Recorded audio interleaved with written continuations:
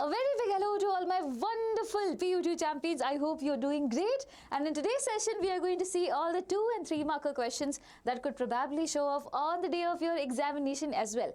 Remember, none of the questions could be repeated, but the concepts are definitely going to be. So make sure you listen to me very, very carefully. We'll go chapter by chapter. We'll deal with all the 2 and 3 markers, which are very, very important.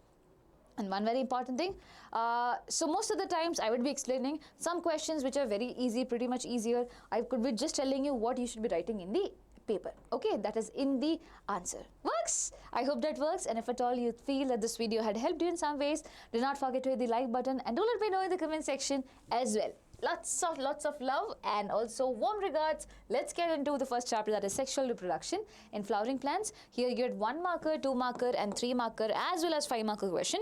But we are going to deal with 2 and 3 markers. And the first question goes like this. Write the significance of sporopollen. I hope you guys know that there are multiple layers in the case of pollen grain.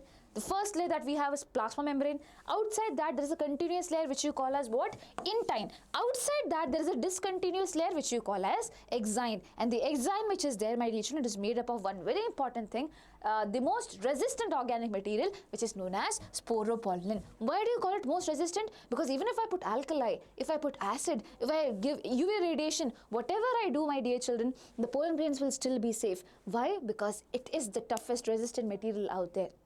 And that's exactly why pollen grains can be stored in the form of fossils as well. So you have to write that answer in this particular way itself. That is one of the most resistant organic substances forming the exine of the pollen grain and protecting them from high temperature, strong chemicals, UV radiation and also microbial attack. Because of its extreme durability, pollen grains with sporopollen get preserved as fossils also. And if at all you can make the diagram of it, it would not take too much of your time if you think it's required. Okay, fine. Let's go ahead with the next question out there. Give reasons. Micropyle remain a small pore in the seed coat of a seed. Apple and cashew are not called true fruits. Okay, we'll go one by one. First of all, micropyle remains as a small pore in the seed coat. So listen to me carefully. This is your ovule. This is the ovule. Inside that you have the, this is the ovary. Inside that you have the ovule. Ovule has 2 integuments around it, right? And this place where the integuments are not joining, there is a free space out there that is known as micropyle. Listen, inside the ovule, you will have embryo sac, which in future will be having female gamete. The male and the female gamete fuses. It forms a zygote. You will now not call the ovule as ovule, rather you will now call this as seed, because this is fertilized ovule, which you call as seed. So the integuments which are over here, they will also transform into something else that is known as seed coat, testa and the tegumen. And here in this area, there will be a space that is micropyle. Why do you think there will be a space over here? Such that, okay, the water which is there, the moisture which is there, it can be trapped easily. And whenever the seed needs to go ahead and germinate, it can go ahead with that particular process. So basically for exchange of gases as well as for water intake and things like that, during germination you need the micropyle just like that without any damage out there. Okay, we'll read out the answer and then we'll go to the next question. So micropyle of the ovule persists even after fertilization and becomes a tiny pore on the seed coat. It helps in the entry of water, as I told you, and oxygen during seed germination. It remains unchanged as a small opening. It remains like that. Cool? Yes. Now, apple and cashew are not called true fruits. Why? Because in the case of normal fruits, this ovary that you see over here, inside the ovary you have the ovule, right? So, ovule becomes seeds. What about the ovary? The ovary becomes the fruit, right? That is a general thing. Ovary, it becomes the fruit. But in some cases, the parts apart from the ovary can also give rise to a fruit. For example, in the case of apple. For example, in the case of cashew. Over here, what is happening? You might have seen this particular part on a plant onto which the whole plant is resting. This is known as the thalamus. The thalamus also can take participation in the formation of fruit. In that particular case, it won't be known as a true fruit. Rather, we'll call this as false fruit. Why? Because it's not just ovary that is participating in the formation of fruit, but also the other parts of the flower.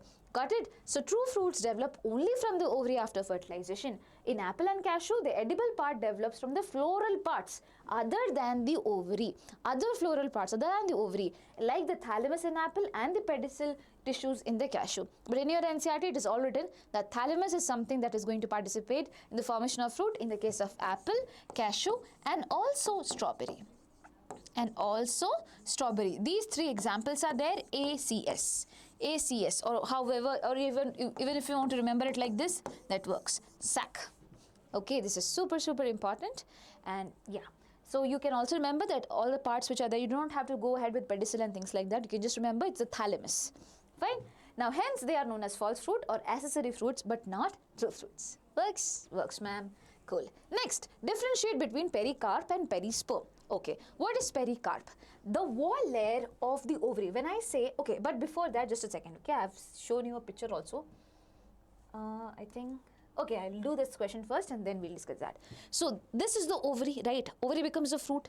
Listen, the wall of the ovary is actually known as pericarp. What do I call it? Pericarp. And we all have eaten mango in our lifetime, right?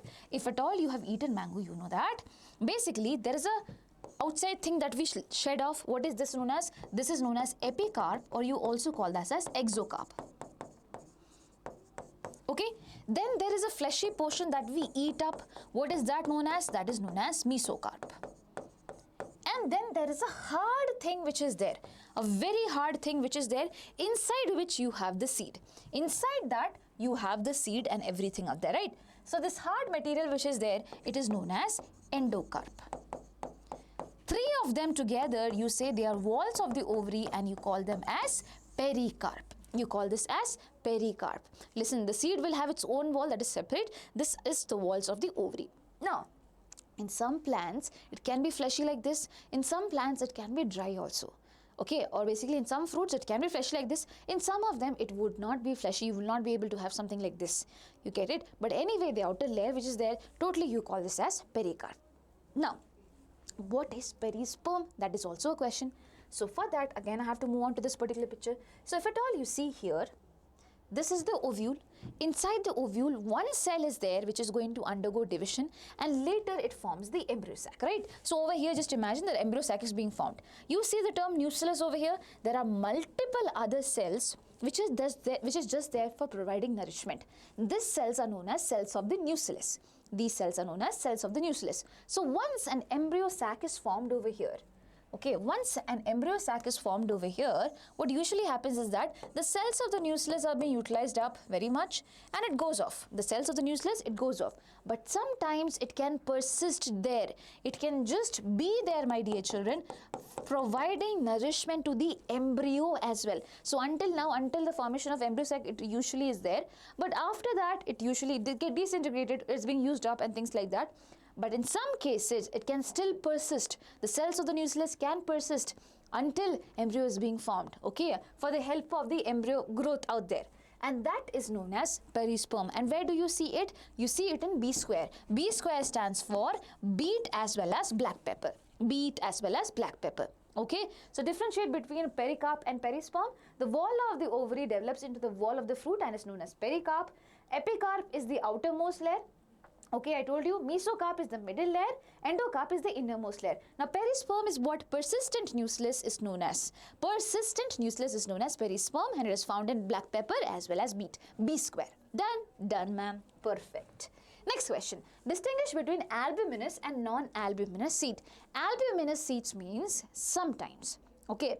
So we have two things that is being formed at the end of double fertilization. Once double fertilization happens, we get two things. One is zygote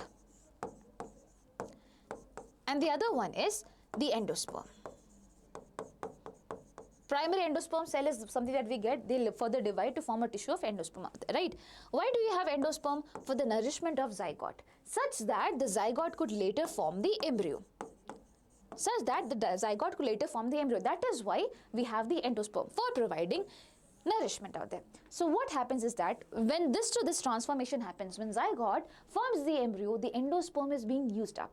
What happens? It is being used up. Sometimes it is used up completely. It is used up completely. And in that particular case, I'll say there is no endosperm left behind.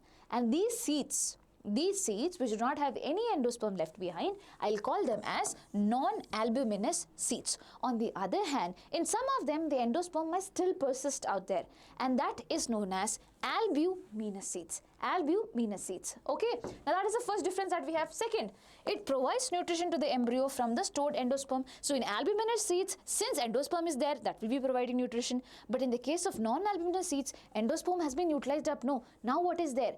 Listen, so endosperm has been utilized up for the formation of embryo, but embryo thinks that, okay, I have to have my stored things. So basically they will be having their storage units which are known as cotyledons, So these cotyledons, my dear children, will now provide nourishment to it. I do not have endosperm, but I have cotyledons. So nutrition is stored inside the cotyledons, not in the endosperm. Done. Now example is there. So usually we just consider the dicots which are there. Dicots which have two cotyledons. We assume that, okay, endosperm is totally utilized, probably it is to make the cotyledons out there. So dicots come under non-albuminous and monocots comes under albuminous. But it's not like that, there are exceptions to it as well. For example, castor. Castor is, okay, castor which is there, it is actually a dicot. It is a dicot. It has two cotyledons, but it has still endosperm also. You get it? So dicot, castor is there which is dicot. Wheat, maize, barley, all of them are monocots. They will have just one cotyledon. Rest of it is just endosperm itself. So in monocots, definitely endosperm is still persisting. There is some exception to it. You have a dicot over here which is albuminous, and that is castor. Now non-albuminous, you have bean, pea, groundnut. All the dicots, generally all the dicots come under this only. Dicots mean two cotyledons will be there. So they come under this bean, pea, groundnut, all of it you can break into two. Right. So always remember like that, but know the exceptions as well. Fine. Got it? So this is one very important question. Next one, draw a label diagram of mature two-celled pollen grains. Over here you have to explain everything properly. Please know that this is a pollen grain. Inside the pollen grain you have a very big cell that is known as vegetative cell. Okay, inside that the nucleus is, the shape of the nucleus is what? Irregularly shaped nucleus. Then what do we have? We have generative cell. What is the shape of the nucleus over here? Elongated nucleus. This is what? The plasma membrane. This is the plasma membrane. Then you have what? A continuous layer. What do you call this layer as? Intine. Intine is made up of what? Pectin as well as cellulose. PC. I already told you, Priyanka Chopra. You can remember like that. Then you have exine. What is exine made up of? Exine is made up of one very important thing which is known as sporopollenin. Yeah, and over here you have a space that is known as germ pore. Okay, generative cell later divides. How do you get two cells over here? With the help of mitosis. Similarly, one more mitosis happens. The generative cell divides into two, and now you have two gametes. You will be having two gametes over here. So in total, how many cells? One. That is vegetative cell, and 2 and 3 gametes. 2 and 3 will be there. So 3 cells will be there at the end of it. So 60% of the angiosperms, the flowering plants, they release the pollen grains in this 2-cell stage. But 40%, rest 40% release the pollen grains in 3-cell stage, where the generative cell have divided into 2 again. Got it? So know these basic things. And the vegetative cell which is there, it is also known as tube cell. Why tube cell? Because, my dear children, you know, male gametes are being formed. It has to form a pollen tube now to transfer the male gametes. So the pollen tube is being found with the help of intine. So intine which is there, it basically moves out from here through the germ pore. But who gives the cytoplasm and everything? Vegetative cell gives the cytoplasm. That is why it is also known as tube cell. It helps in the pollen tube formation. Yeah, so inner content is from vegetative cell. And then through that pollen tube, you have your male gametes being transferred as well. Works? Works. Now, draw a label diagram of LS of an embryo of a grass. By grass, what do you mean? You mean a monocot. You mean a monocot. Okay, so you have to draw the diagram of the LS of an embryo. It's very, very simple. Listen, it's an embryo. So obviously, it will have an embryonal axis. That means there will be an area that will be giving rise to what? The shoot. There will be something that will be giving rise to what? The root, and the radicle always will be having a root cap. Why? Because it has to go into the soil. Right. Apart from that, since it is a monocot, it will just have one cotyledon, and that cotyledon is known as scutellum. It is known as scutellum. Apart from scutellum, what does it have? It will have little amount of endosperm still left behind. Little amount of endosperm still left behind. And since it is a monocot, it will be having few extra layers around the plumule, which is known as coleoptile. What do you call it? Coleoptile. P over here and P over here. Similarly, over here, Below the radicle, you have coleorhiza.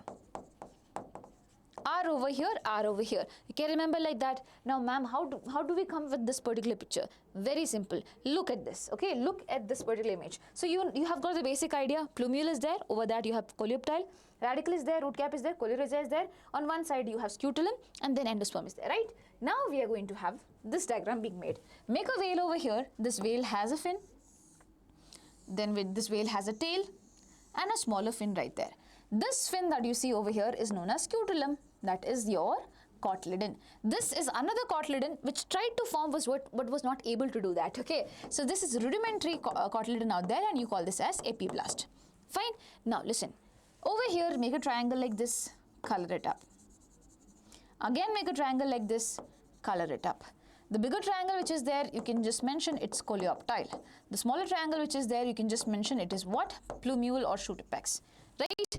Now, you join this, let it go here, let it come back, and then go to one particular tail, let it come back and join over here. Okay? Here, this particular thing that is there is radicle. The radicle which is there is covered by root cap. And the root cap which is there, again make a triangle like this and mention it is covered by coleorhiza. And then your diagram is totally done. That's the only thing that you need. Grass is a monocot, do not forget it. Cool? Cool, ma'am. Perfecto. Now draw a neatly labeled diagram of typical Anatropous ovule. How do you make that? Anatropous ovule is basically a little bit, the programming of it is a little bit different. Listen to me carefully, it's very simple. You have the ovary. The ovary has the placenta. Why? To provide nourishment to the ovule, right? So this is the placenta that is there, and the placenta is attached to the ovary with the help of something that you call as funicle. You call this structure as funicle, right? The ovary will be having integuments around it. How many? 2 of them. Cool. Outer integument, inner integument will be there. By the way, the point of attachment which is there, you call this as hilum. The point of attachment of funicle is known as hilum. Yeah. Inside the ovule, what do you have? You have the cells of the nucellus. You have the cells of the nucellus and also one megaspore mother cell which is going to form the embryo sac later on. Right. That is a general thing. That is how it is there. The opening place which is there, you call this as micropylar end, or you call this opening as micropyle, and you call this end as micropylar end. The opposite of micropylar end will be known as chalazal end. Chalazal end. So this is a typical ovary which is there. Suppose I am shifting the position of the placenta over here to here, and the funicle is right over here, and the hilum is right over here. Now you have got something like this that is known as Anatropous ovule. Look, this picture and this picture might look different, but it's same only. So this is your embryo sac which is there inside the ovule. Here your opening, that is micropyle, okay, and there are 2 integuments out there. This particular thing that is there is funicle. It is attached to the point that is known as hilum. Placenta is not being shown over here. Got it? And the opposite end is known as chalazal end. So that's all. Okay, that's exactly which is there. In a different way, it is being put down. That's all. Works? Works, ma'am. Fine. So now what do we have? Why are some seeds referred to as apomictic seeds? Mention its advantage to a farmer who uses it. Who uses them. Okay. Why do you think seeds are known as apomictic seeds? Any idea? Any idea why some fruits are known as, some seeds are known as apomictic seeds? Very simple. I'll explain it to you. Okay. So I told you there is ovary.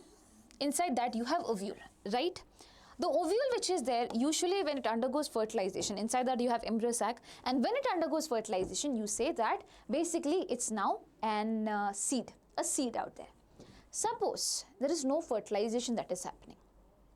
There is no fertilization that is happening up there, okay? And still a seed is being formed. Then, is that possible? Yes, that is possible. So usually what happens is that you have a male gamete and a female gamete that fuses together to form a zygote. So male and female, the male which is there, it will be haploid. The female which is there, it is also going to be haploid. Haploid comes together. That is how you get diploid zygote. What if the female gamete which is there, it is already diploid in nature over here? Somehow the female gamete which was formed inside the ovule is already diploid in nature. Do you think anyone else to fertilize it? No, Baba. It can transform itself into what? Particularly zygote. And finally, when a zygote is being formed here, is there any fertilization involved? No. I will call this as a seed without fertilization, which is very unique. This process is known as apomixis. Okay, this process is known as apomixis, and these type of seeds where no fertilization occurring, still you get a seed that is known as apomictic seeds. Okay, so some seeds are known as apomictic seeds because they are found without fertilization, that is without fusion of gametes. The embryo develops without meiosis and syngamy, that is without meiosis. When meiosis happens, that's when it becomes half, right? So here there is no meiosis, there is no halving of chromosome, and there is no even fusion of gametes as well, producing genetically identical plants to the parent plant. So obviously only one parent was involved, and this female particular plant is only giving rise to the progeny. So whatever features were there in this particular plant, that is going to be transferred to the baby plant as well, right? So can I say genetically it will be similar? Definitely, which is why I'll consider this as a type of asexual reproduction. I can never consider this as sexual reproduction. I'll call it asexual. Why? Because there is no fusion of gametes, and genetically the children are identical out there. Where is this very much common? It is very much common in Asteraceae. Please remember this, and also grasses. In Asteraceae and grasses, this particular process is very, very, very common. Okay? Now, is this the only way in which it can form like this? Like a seed can be formed? Listen. Apomixis means you have to form the seed without fertilization, right? So one is where the female gamete itself, was diploid in nature. The other case is where I already told you, so I'll just rub it off and I'll explain you. There is ovule, and inside the ovule, sometimes the nucellus persist. The nucellus, they persist. Nucellus is a normal cell. So a plant, if at all I say it's diploid, the cells of the nucellus will also be already diploid in nature. Inside that you have an embryo sac where the female gamete is there. Suppose the cells of this nucellus gets inside. Multiples of them, they get inside. What is going to happen? Now, once they get inside, they are going to form embryos over here inside. Again, without fertilization, what is happening? The same thing is happening. Embryo is being formed.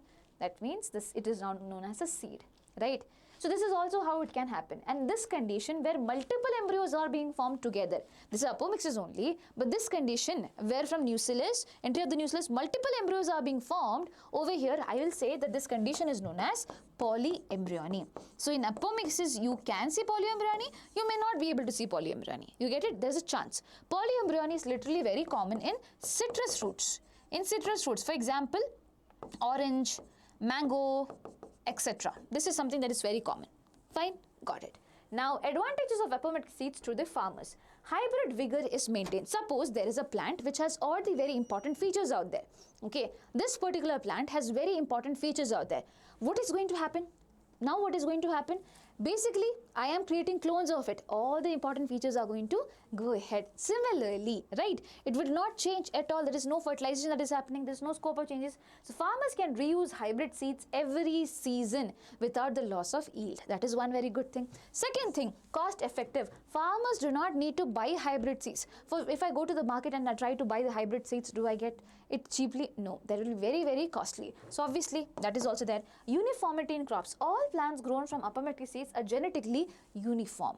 Okay, from the apomictic seeds, if at all I am growing some plant, all of them will be same, like clone only. So again, it ensures uniform growth as well as development. So I do not have to be concerned about anything. So one is hybrid vigor is maintained, as in whatever good quality is there, that is being maintained, because there is no fusing of gametes. If there is fusion of gametes, obviously genetically there will be some changes. That is not happening over here.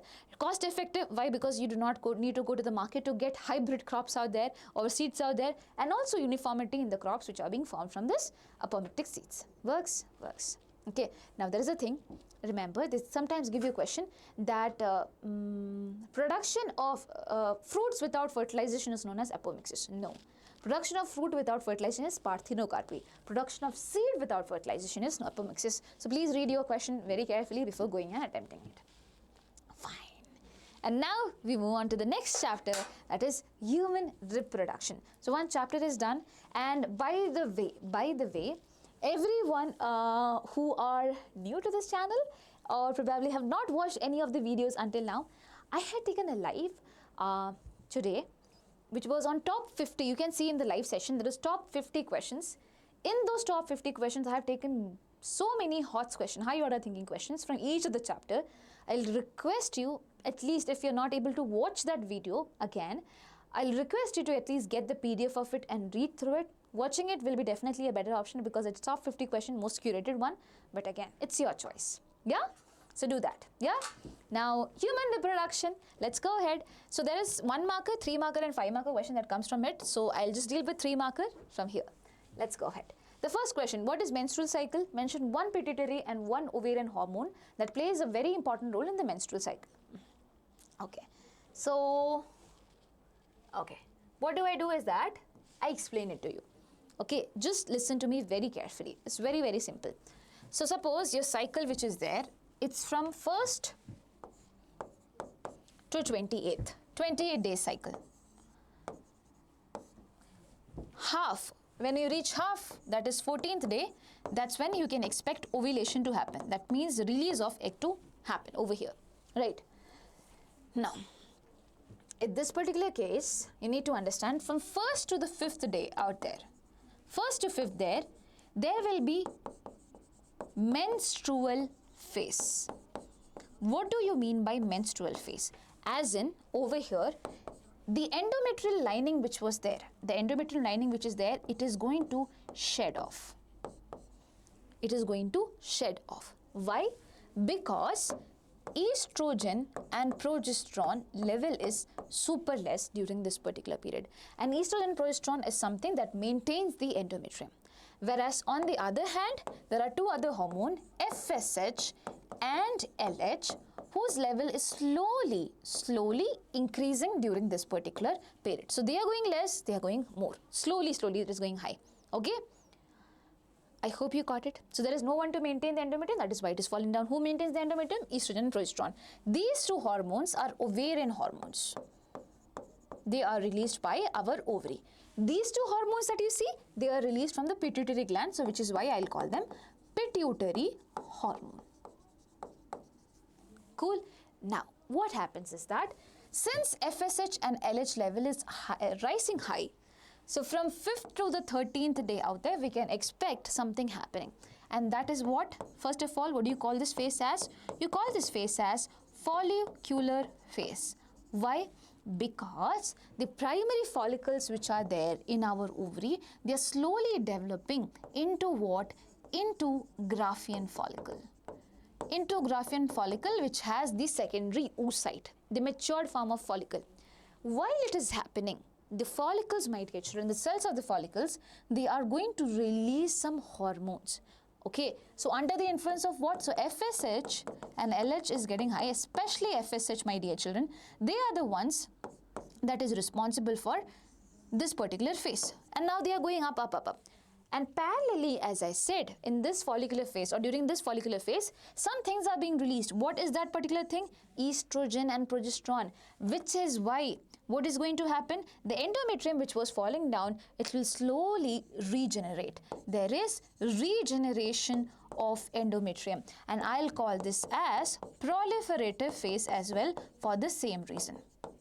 So what is happening? Under the influence of FSH, the follicles are generating, but the follicles which are there, they are releasing what?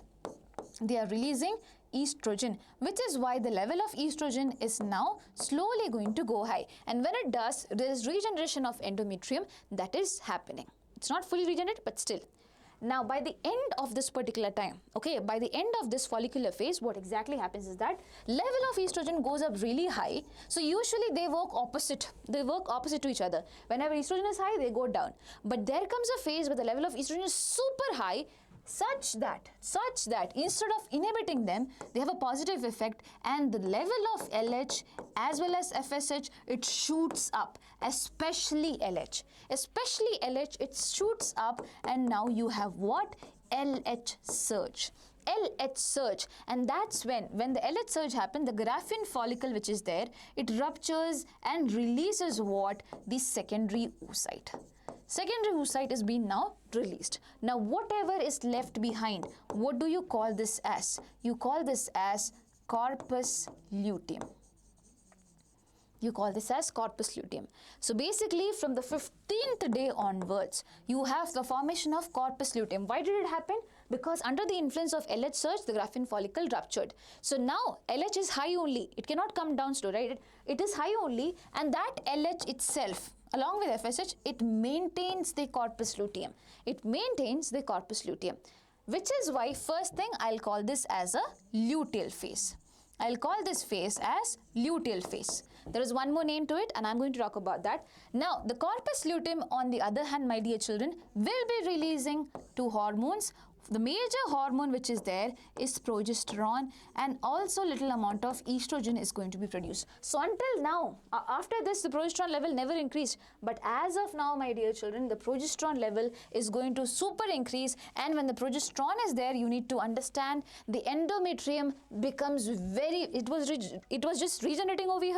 Here it becomes very, very thick and also start releasing some things, secreting some very important things. Why? Because it feels that suppose ovum and the sperm meet, zygote will be formed, the zygote will come down, it will form the embryo. The embryo needs nourishment. Who will provide nourishment? The endometrium. That is why it becomes thickened and will start secreting things, which is exactly why I'll call this as the secretory phase as well.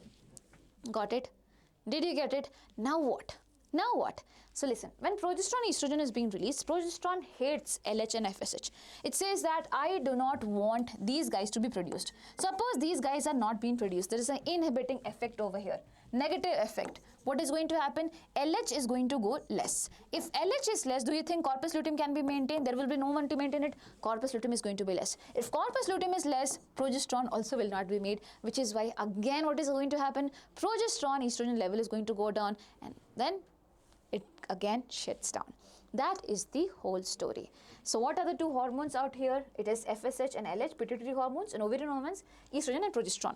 Who plays a major role in follicular phase? FSH plays a major role because you want to generate the follicles. Okay, and during this estrogen is also being released, but FSH plays a very important role. Okay, then towards by the end, because the follicles are also producing estrogen, the estrogen level goes super high, and that's when LH, which is there, LH which was a normal level, it goes up. There's a LH surge leading to ovulation. Always remember, behind ovulation, you cannot write estrogen directly, you have to mention LH first. Okay, now even though because of estrogen high, that's what LH also got high, but still you mention it like that.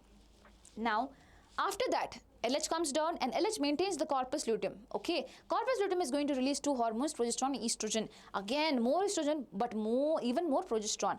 That progesterone will make secretion in the case of endometrium. And yes, and the progesterone hates LH and FSH, which is why it shows a negative impact on it. Now, when LH goes down, corpus luteum level goes down. If corpus luteum is not there, progesterone will not be there. Again, the same cycle is going to be repeated up. This is the whole story. Got it? The very, very important thing. Now, over here, if at all you want, you can take a screenshot of this. Yes. So, the menstrual cycle is a monthly cyclic change in the ovary and uterus that occurs in human females for about 28 days. Agree? Starting from menstruation to the next menstruation out there. Functions of the hormones in the menstrual cycle. First thing, FSH, the pituitary hormone. What does it do? Stimulates the growth and maturation of ovarian follicles in the ovary. This is the primary function. Secondary function, induces the follicles to secrete what? Estrogen. Now, this induces the follicles to secrete estrogen, which is also super important. What does the estrogen do, which is an ovarian hormone? Causes repair and proliferation of the uterine endometrium. And later, secondary function, it leads to LH surge leading to ovulation. Done? Done. This is what you need to write. If at all you get a question like this, again, you can get different question. You might be given dates and you might be asked, disintegration happens during what time? Disintegration of endometrium happens during 1 to 5th day. That is menstrual phase. Regeneration of endometrium from 5th to 13th day. So please know about all this thing. Okay? Yes. Now, what is placenta? List its function. What is placenta, my dear children? Placenta is a vascular connection between the mother and the fetus, and it is something that is temporary. It is temporary. It is there for nutrition, for respiration, for excretion, and also for hormone secretion. So, we also call placenta as temporary. We also call placenta as the temporary endocrine gland. Temporary endocrine gland. So what does it do in nutrition? It transfers nutrients from the mother to the fetus. It transfers nutrients from the mother to the fetus. Respiration, it supplies oxygen to the fetus and removes carbon dioxide. Right? Yes, it gives oxygen, takes away carbon dioxide. Excretion, it removes all the waste out there, okay? And endocrine function, there are 4 hormones which is released by placenta. Please remember their name. First one is HCG, human chorionic gonadotropin. Second one is HPL, human placental lactogen. Third one is progesterone. So initially it was ovary that releases it, but when placenta is being formed, placenta takes over the job. So it is progesterone. Apart from that, you have one more thing, and that is estrogen. So 4 hormones are released by placenta. None of the other hormones which is mentioned in your NCERT are released by the placenta. There is a name of the hormone, relaxin. Relaxin is produced by ovary during the later phase of pregnancy. It wants the ligaments to be relaxed so that the baby can easily move out. Yeah, and there are certain hormones that increase in many folds during pregnancy. One is cortisol, the other one is thyroxine, the other one is prolactin. Thyroxine, cortisol and prolactin, all of them are super important for the metabolic activities of the fetus as well as the mother. Yes, yes, okay. Next one, name the pituitary and testicular hormones involved in spermatogenesis. Name the pituitary and testicular hormones involved in spermatogenesis. Any idea what are the hormones that are there in spermatogenesis? Well, if you not have any idea, listen to me very carefully. Okay, so yes, it goes like this. So what exactly happens? We have hypothalamus, which is the grandfather of all the, glands, endocrine glands out there. Hypothalamus releases one thing, that is gonadotropin releasing hormones. That means it goes and signals the pituitary gland to release the gonadotropins. That is why it is giving gonadotropin releasing hormone. That is a signal that, hey, you release gonadotropins. What are the gonadotropins, my dear children? 2 of them are there. Okay, and always remember, pituitary gland has 2 lobes, anterior and posterior. This one is the anterior lobe out there. So in anterior pituitary lobe, what do you have? You have LH and FSH. They are the gonadotropins out there, right? LH is going to act on the Leydig cells. FSH is going to act on the Sertoli cells. Where is Leydig cells found? So if at all you say the testicular lobule, my dear children, you have seminiferous tubules in the testicular lobule. Inside seminiferous tubules, you have the Sertoli cell as well as the spermatogonia, right? And here in the space, you have the Leydig cells which produces hormones. This hormones has to get inside, and then only sperm formation will be taking place in the seminiferous tubules, right? So Leydig cells, L over here, S over here, remember that. Leydig cell is going to produce the male sex hormone. The most famous among the male sex hormone is what? Testosterone. Testosterone. What about the Sertoli cells? They are going to release one very important thing, that is factors. That is factors. What are these factors? Androgen binding factors, as in factors that is going to make the androgens bind, the male sex hormones bound to them. So why is all this happening? So listen to me carefully. Inside the seminiferous tubule, sperm formation is taking place, right? The spermatogonia, primary spermatocyte divides into 2, you get secondary spermatocyte, again divides into 2, you get basically spermatids at the end. What do you get? You get spermatids, right?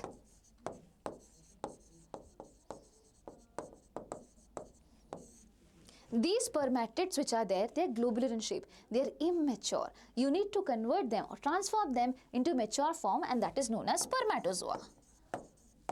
Okay, spermatozoa. Spermatids, kids which are there, they are transformed into spermatozoa, and this process which is there is known as spermiogenesis. The whole process is spermatogenesis. This is known as spermiogenesis. So this is happening where? In the seminiferous tubule. Where are the hormones being made? In between the seminiferous tubule. So hormone gets inside, testosterone gets inside the seminiferous tubules, and basically the level of it has to be maintained for all this process to happen, especially for this particular process to happen, for spermiogenesis to happen. That is why, to maintain the level of hormones, you have the factors. Factors say, testosterone, you do not go anywhere, you stand here only, such that the whole process can happen smoothly, especially the last process. So if at all you are getting a question that if FSH is not being released, which stage is being affected, you should know it is the formation of spermatozoa which is majorly being affected, even though all of it, but majorly formation of spermatozoa is being affected, and this is known as spermiogenesis. Okay, cool. I hope you will not forget it. Yeah. So name the pituitary testicular hormones. What is the pituitary hormone? LH and FSH. And name the testicular hormones. It is basically testosterone. That is the male sex hormone out there. Done? Done. So just know the function. You can get any questions on the basis of it also. Now, parturition is induced by a complex neuroendocrine mechanism. Comment on it. Okay, so just a second. Parturition means what? Expelling of the baby, movement of the baby outside the uterus. Now, why do you say it's neuroendocrine mechanism? Because your nervous system is involved, also your endocrine system is involved over here. Hormones are going to be released over here. Can you believe that? Yes, that happens. So you have to be really, really careful while I talk about this. This is going to be the uterus, Baba. In the uterus, the baby is going to be formed, agreed? The fully developed fetus which is there, it will slowly try to move out of the uterus. It will slowly try to move out of the uterus. When it does, what is going to happen?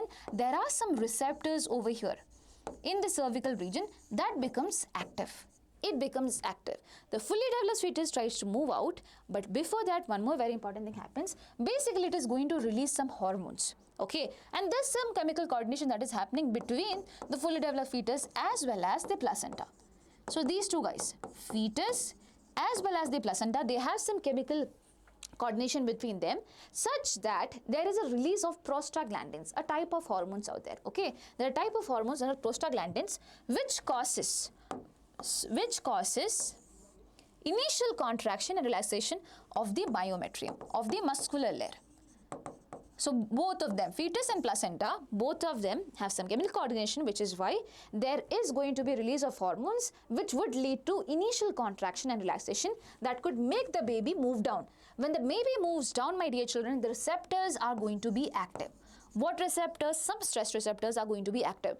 These receptors, until now everything was hormonal in some way, but now when receptors are active, they are going to send a neuronal signal, nervous signal to what? To the pituitary gland. Okay, to the pituitary gland of whom? Of the mother, Okay, anterior lobe or posterior lobe? It is posterior lobe of pituitary gland. And now, my dear children, the mother is going to release one very important thing that is known as oxytocin, a hormone. So, nervous signal, again a hormone. This oxytocin which is there will be coming and binding onto the myometrium, the muscular layer, the smooth muscular layer, right? It will come and bind on it, and what is going to happen? Contraction, relaxation, contraction, relaxation. And the baby will move out. Again, the same receptors become active. Again, more oxytocin, and it is a positive loop that is being created until and unless the baby moves out. So first thing, fetus and placenta gives the initial signal, and that is known as fetal ejection reflex. What do you call this? Fetal ejection reflex. That is the first thing that comes in, and then only you have neuronal signal, that is a signal towards the pituitary gland of the mother for release of oxytocin, and then again hormonal. Fine, you have to explain this, you will get your marks. Yeah? So fetal signals, parturition begins when the fully developed fetus and the placenta release hormones signaling the mother's body to prepare for delivery. Now, the maternal pituitary gland secretes oxytocin which stimulates strong uterine contraction. Before that, you can just say that receptors in the cervix becomes active. Receptors in the cervix becomes active and send signal. And send the signal to what? To the pituitary gland. And that's when all of this will be happening. Now, that is something that comes in the middle. Okay, please remember it. Yeah? Yes. Perfect. So, other important topics which are there, which could be coming in this particular chapter is hormones involved in gestation, parturition, etc. All the hormones, please go through it once. I've explained HCG, HPL, estrogen and progesterone. Those are the placental hormones. Apart from that, as I said, ovarian hormone, that is relaxin. Apart from that, you have this thing. What do you call that? Apart from that, cortisol, prolactin, and thyroxine. Okay, that is increasing manifolds in the blood of the mother. Please know about that also. Yeah. And male accessory glands, ducts. So accessory glands, seminal vesicle, prostate gland, bulbourethral gland. Seminal vesicle secrete what? Fructose. This is for nourishment of the nourishment of the sperms, to provide energy to the sperms. Prostate gland adds calcium, okay, as well as some enzymes to seminal plasma, and bulbourethral is for the lubrication of the penis. So these three things together, it forms seminal plasma. That is the fluid, and when sperm is added into it, we say that basically it gives rise to semen. There is formation of semen up there. So please remember this, very, very, very important. Yeah. Now, month by month development of the embryo. So first month, what happens? First month, there is heartbeat. So when someone dies, we check for the heartbeat. Similarly, when someone is born, we check for the heartbeat. First month, heartbeat formation happens. Second month, what happens? Limbs and digits are going to be formed. Limbs as well as digits are going to be formed in the second month. Third month, that is the end of first trimester. Trimester means first 3 months. Now, in each month, always remember, 1 month which is there is equals to what? 4 weeks. So 3 months if I say, so 3 into 4 is equals to what? 12 weeks. 12 weeks. After the end of 12 weeks, major organs, limbs and external genitalia is going to be formed. Organ system, the limbs and the external genital organs. External genital organs is going to be formed. You will get to understand male or female or everything else. Okay? Now, 4th month has been skipped over here. 5th month, the baby says, God, I want to move, I'm just bored. So first fetal movements and also first hair on the head is found on the 5th month. Now what happens in the 6th month? God said, you wanted hair? No, have hair on the body also. So there will be small tiny hairs on the body, and apart from that, the eyelids are going to separate. Eyelashes are also going to be formed by this particular point of time. Yeah, this is end of the second trimester. That means 6 months means 3 months are being totally done. So 6 months is equals to 24 weeks. Please know about that. 7th month, 8th month is skipped. 9th month, again it is said fully developed fetus is ready for birth. Yes, yes. This is also important. Works.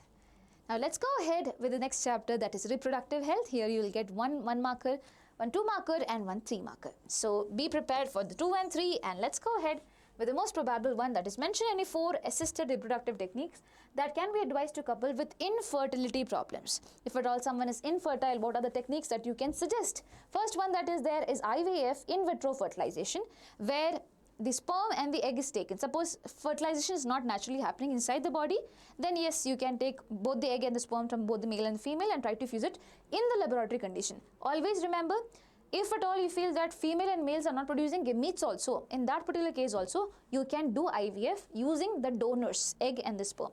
Yeah. Now, this is known as test tube baby. Why? Because it is produced in the laboratory condition. Now, when you get the zygote can be put inside the fallopian tube, because usually the zygote transforms into an embryo within the fallopian tube itself. Okay, so zygote intra-fallopian transfer can be done. It can be a zygote that we are transferring. It can be also an embryo. So zygote, okay, just a second. It can be a zygote or an embryo up to 8 blastomeres. Up to 8 blastomeres is going to be transferred into the fallopian tube, and that is known as ZIFT, zygote intra-fallopian transfer. Now what do you have? You have the next thing, that is IUT, intrauterine transfer. IUT is basically when inside the uterus you're going to transfer. Why? Because the embryo is more than 8 blastomeres. This is very important. If the embryo is more than 8 blastomeres, we're going to transfer it into the uterus directly. That is intrauterine transfer. This is the condition where the female can provide a safe atmosphere for the baby to be born. Now suppose it's the female who is having problem. The male is fine. The female is not able to produce gametes, but she can give suitable environment for the baby to grow. So what do? We take a donor's egg and transfer it into the fallopian tube of the female. Fertilization is going to happen normally itself. Fertilization which is there, it is going to happen normally itself within the body, not outside the body, within the body. Why? Because we are just giving the egg out there, because she is not able to produce the egg. Rudimentary ovaries could be there, the ovaries would not be fine, which is why we are giving the egg, and the fertilization process will be happening within, right? That is GIFT, gamete intra-fallopian transfer.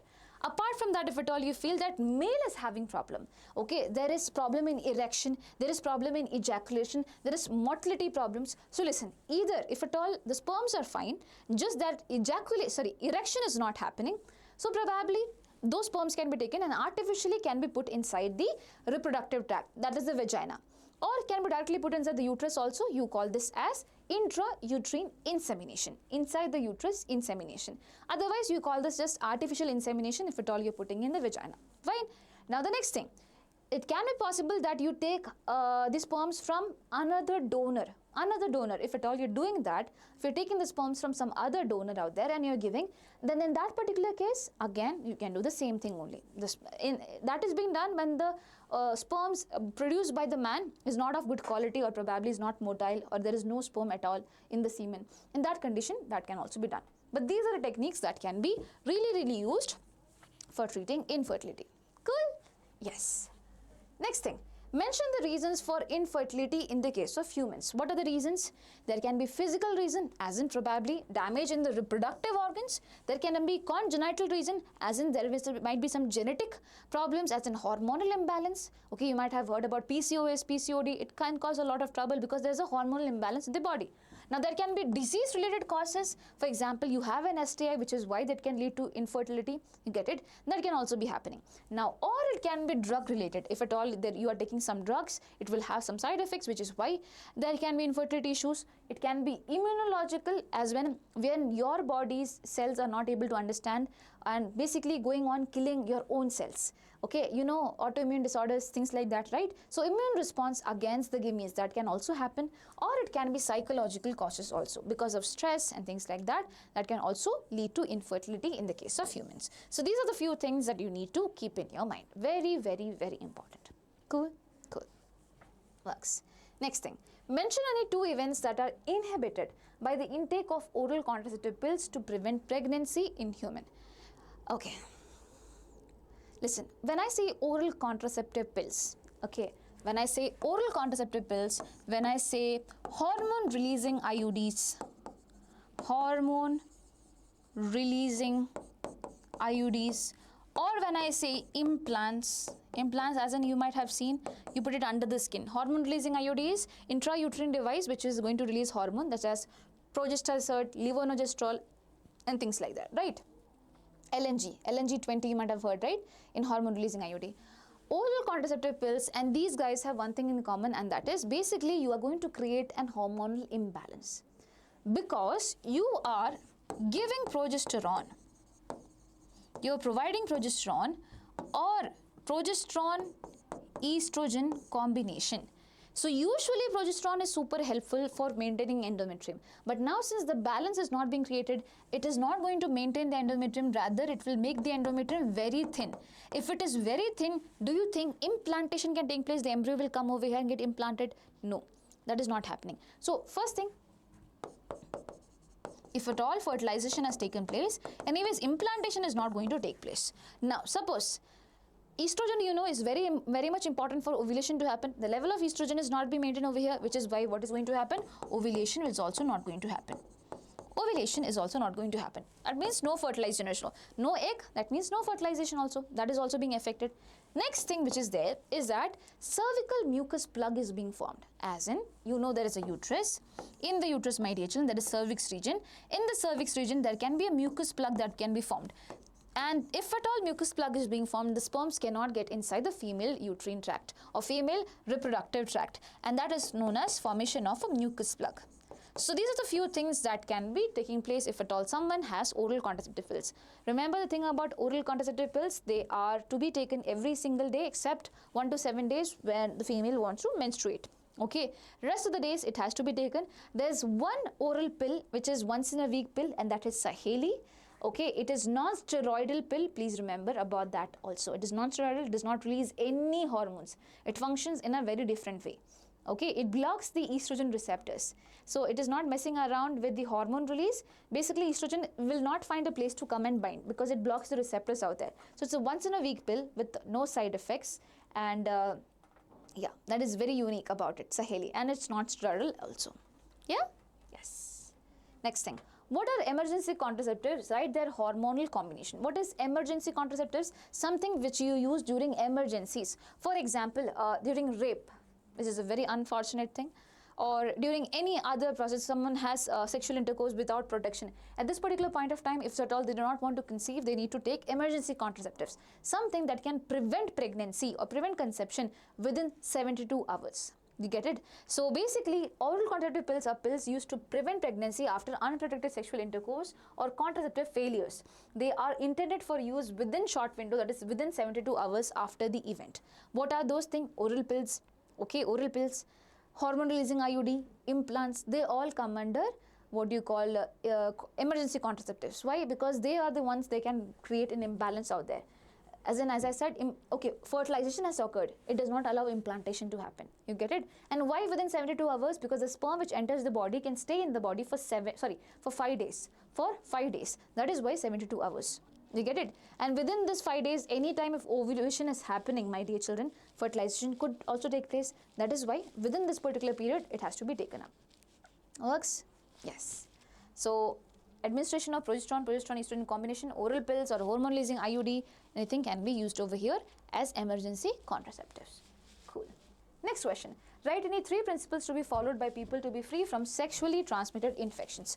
What are the 3 ways that you can be free from sexually transmitted infections? Please avoid multiple partners. Second thing, correct and consistent use of condom, because this is the only contraceptive that can prevent conception and also STIs. Apart from that, please do prompt medical checkup and treatment and talk to doctors out there. It could also leave you safe. Yeah?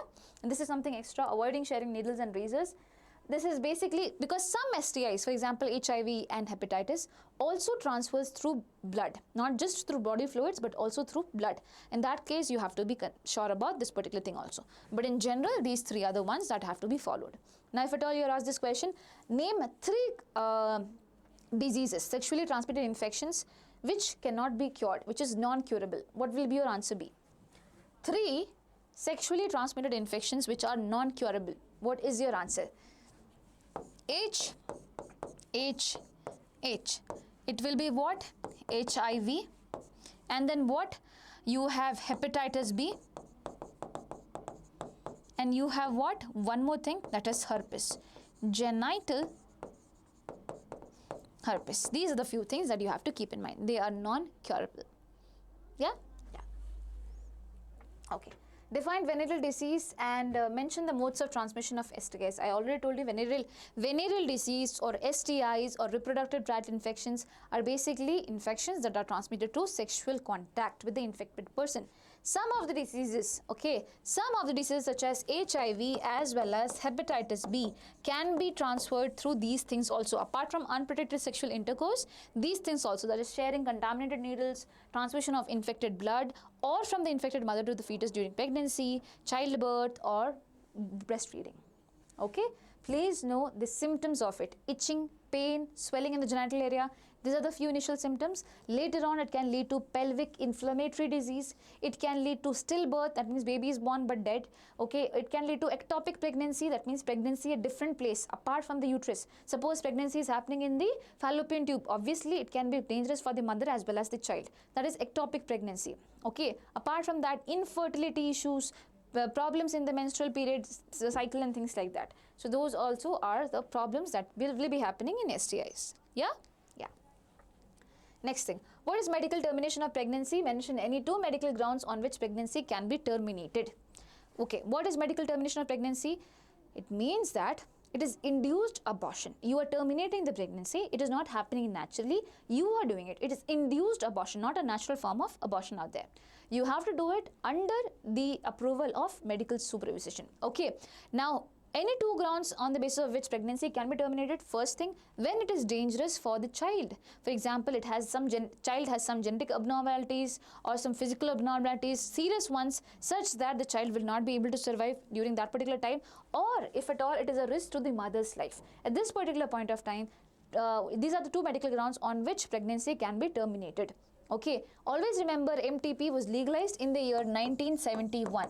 1971 it was legalized, and if at all you do +1 it gets 20, and here if at all you do ulta it becomes 2017, and that's when Medical Termination of Amendment Act was being put, because people were doing MTP so frequently. Since they got to understand the sex of the child during amniocentesis, through amniocentesis they were doing MTP.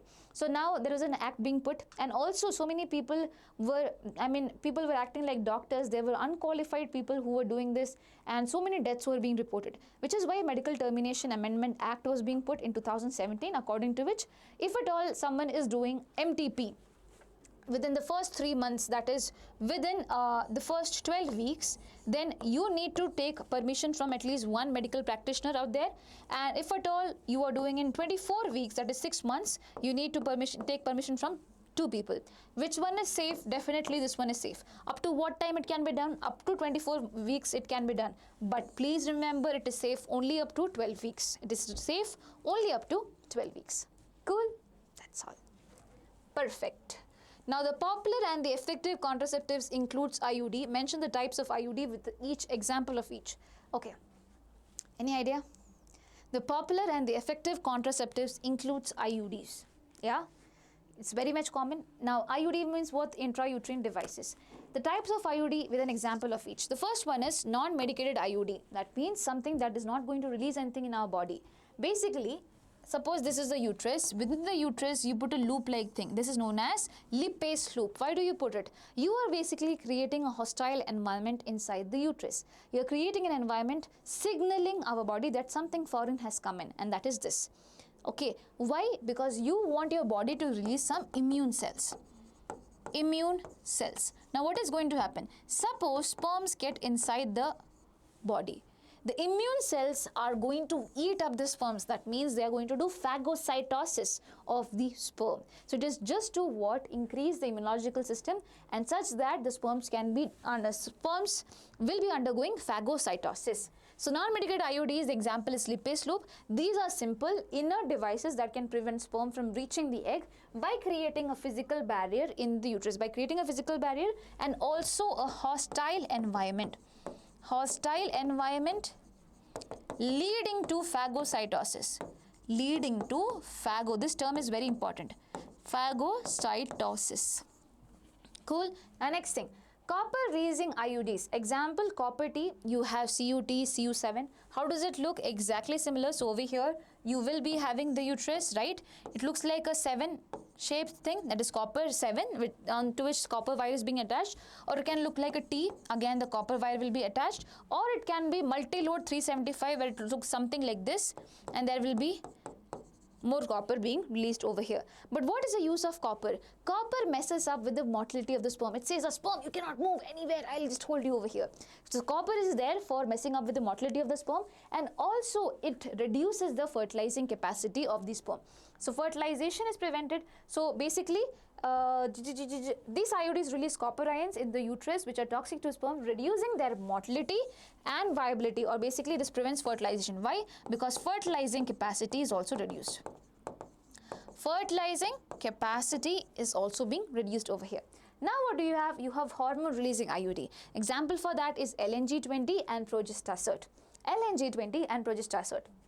Okay, what do? I already told you, mucus plug formation, ovulation prevention and implantation prevention. LNG20 is levonorgestrel, progestasert, LNG20, both of them are basically synthetic progesterones out there which you give inside the body to create an imbalance.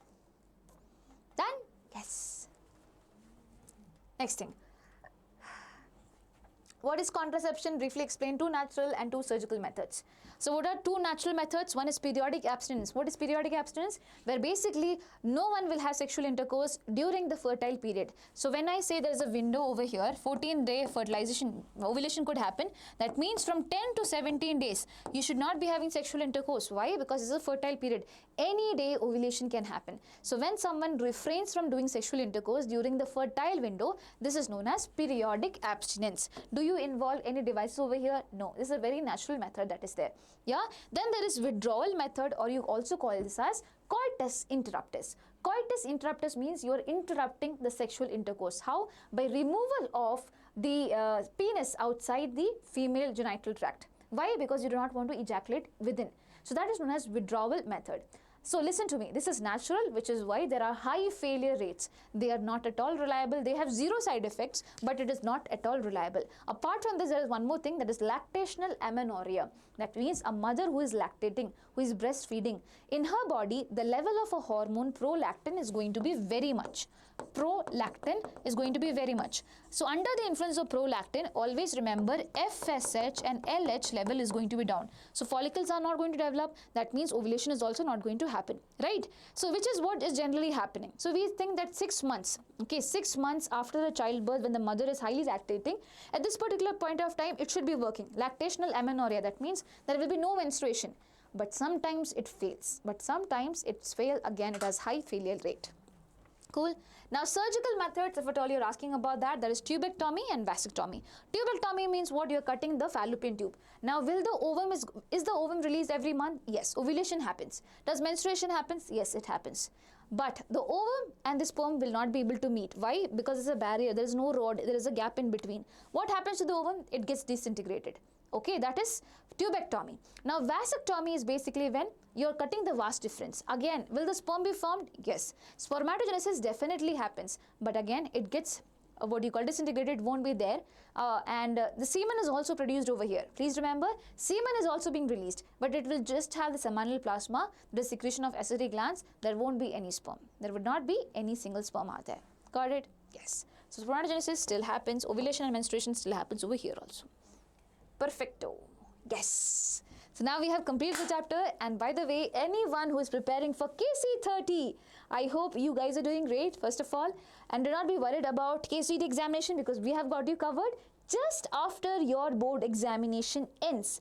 On 21st of March, we are starting with KCET, a 30-day crash course. The pricing for it is rupees 2499. It's rupees 2499, and the ending date for this particular price is 25th of February, which is why I'll request you to take it up. What do you get over here? You get complete syllabus revision. There will be chapter-wise KCET, PYQs, in solution format and things like that. Apart from that, it will be given to you in test format so that you can give the test, and there will be 10 full-length mock tests as well. So make sure you take it up. This is definitely going to help you out. Yeah? Yes. Now, we are getting entry into molecular basis of inheritance. Over here, you can get either 2-marker or 5-marker. So, these are the two things. So, we are going to discuss about the 2-marker questions right up here. Yeah? So, let's begin. First thing, name the methodologies used in human genome sequencing. So, if at all you want to do human genome sequencing, what is the method that you use? First thing, listen to me very carefully. DNA which is there, it has the coding regions and the non-coding regions. Non-coding regions are known as introns, and the coding ones are known as exons. The transcription, when it happens, you get RNA. The mRNA, the last form of RNA which is there, the mRNA, mature form of RNA, will be just having the coding sequences, because by that time we have removed the non-coding ones, right? So if at all we're just sequencing that, that is known as expressed sequence tags. So only the genes that are going to be expressed as RNA were identified and they were sequenced. Okay, those were identified and they were sequenced. Fine, that means those that underwent transcription were being sequenced. That's all. Now, next one is whole genome sequencing. Whole genome sequencing basically means what? Every single thing, non-coding, coding, each and everything is going to be sequenced. Got it? So, I will want to make a quick correction out there. Listen, so over here I have the DNA. The DNA transcribed into an RNA out there, right? So, basically this one which is going to undergo transcription is going to be sequenced. Only the ones which undergoes transcription. Not every part of your DNA undergoes transcription. I hope you know that. Yeah, there are non-coding regions as well. Okay, so there are repeated sequences which do not code for anything out there. So the ones which are coding, that only were sequenced, and that is known as express sequence tags. Whereas on the other hand, whole genome sequencing means entire genome, coding, non-coding, everything is being sequenced, and this was done through sequence annotation method. This method was given by Frederick Sanger. Done. That is given over here. Express sequence tag, only the genes expressed as RNA were identified and sequenced. Whole genome sequencing, sequence annotation, the entire genome coding plus non-coding was sequenced, and then functions were assigned to each of them. That is the one. Next thing, draw a label diagram of nucleosome. How does nucleosome look? First of all, why do you need a nucleosome? Because the DNA is pretty much long. It is 2 meters long, and if at all you want to fit the DNA into a small nucleus, obviously you will need some proteins. And what are these proteins? These proteins are histone proteins. What are these proteins? Histone proteins. So what do you do is that you have 8 histone proteins out there. Okay. 4 of them in the front, 4 of them in the back, and there will be 1 histone protein over here also. This one is known as H1 histone. This one is known as H1 histone. Now the DNA which is rare, it is wrapped around the histone protein twice. How many times? Twice. And when I say twice, my dear children, you need to understand that 200 base pairs of DNA are being covered over here. 200 base pairs of DNA are being covered. But why is it wrapping, ma'am? What is the reason for that? Listen, DNA is negatively charged. Why? Because it has a phosphate group out there. So it is going to be attracted with something that is negative. And you know what? Here, the histone protein which is there, it is negative in nature. Sorry. Just a second. Come back. So DNA which is there, it is negatively charged. Yeah, it has to wrap around something positive, and your histone protein which is there over here, it is made up of positively charged amino acid, that is Los Angeles, that is lysine as well as arginine. As well as lysine as well as arginine. Always remember that. So draw a label diagram of nucleosome. You have to draw it like this, not like this. And please mention all of this thing. You know that, right? Yes. Now, which sequence of base is transcribed from DNA are found both in hnRNA and mRNA? I told you. So basically what happens, you have the DNA. The DNA will be having introns, that is non-coding regions, and coding regions, that is known as exons. As it is being transcribed to form a hnRNA. hnRNA will also have introns and exons. Now, I do not want this introns. Why? Because they are not coding for anything. Now, when the RNA has to undergo translation, it just needs the coding sequences. So, what do? I make the hnRNA undergo a process that is known as splicing, and I remove all the introns, and I just have the exons out there, that is known as mRNA.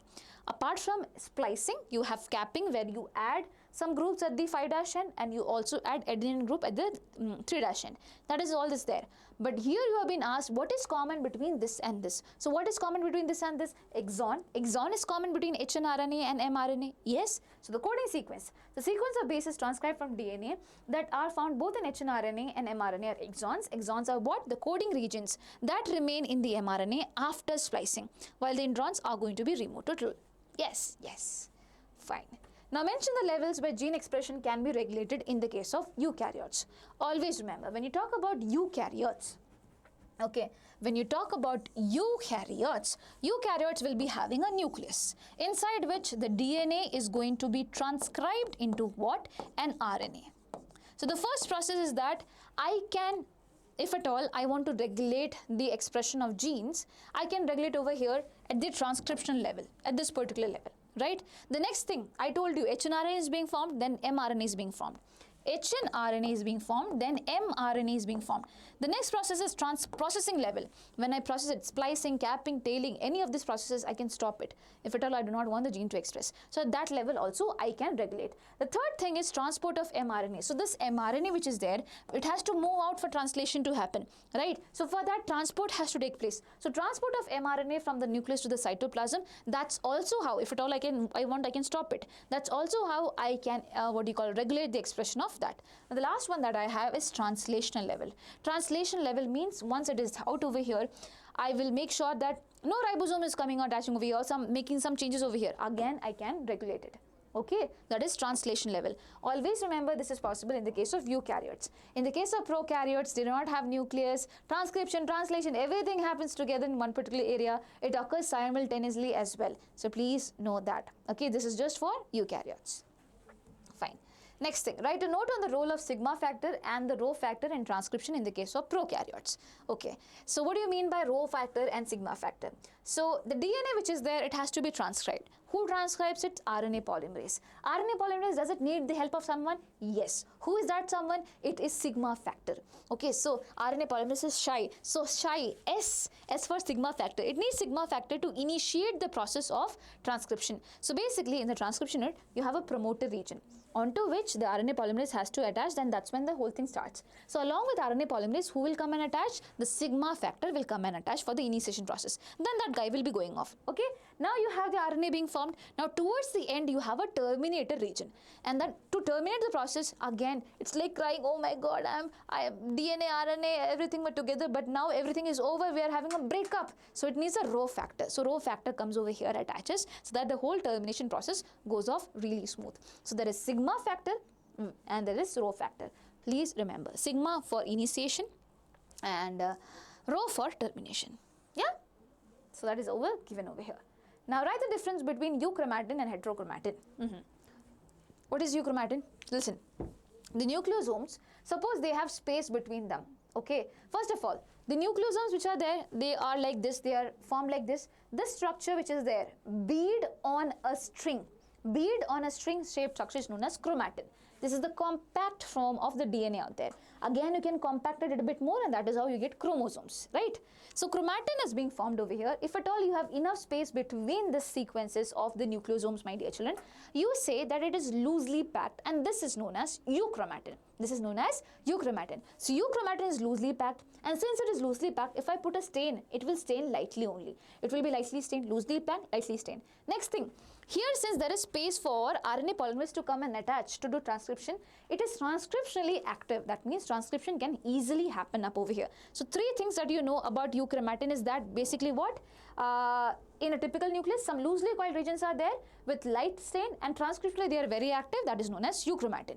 Now we come to heterochromatin. What happens in heterochromatin? The nucleosomes which are there, they are very tightly packed. They are very tightly packed. Do you have any space over here? No. So I'll say they are tightly packed. Yes. Second thing, they stain very, very dark. They are going to stain very, very dark. The third thing which is there, do you have any space for enzyme to come and attach to do transcription? No, it is transcriptionally inactive as well. So that is heterochromatin. Done. Now name the virus used in Hershey and Chase experiment. It was bacteriophage. So bacteriophage eats up the bacteria, which is why you call it bacteriophage. Okay, it's a virus, it's not a bacteria. Cool. Next, list the goals of Human Genome Project. What are the goals? Identify all the genes in the human genome sequencing.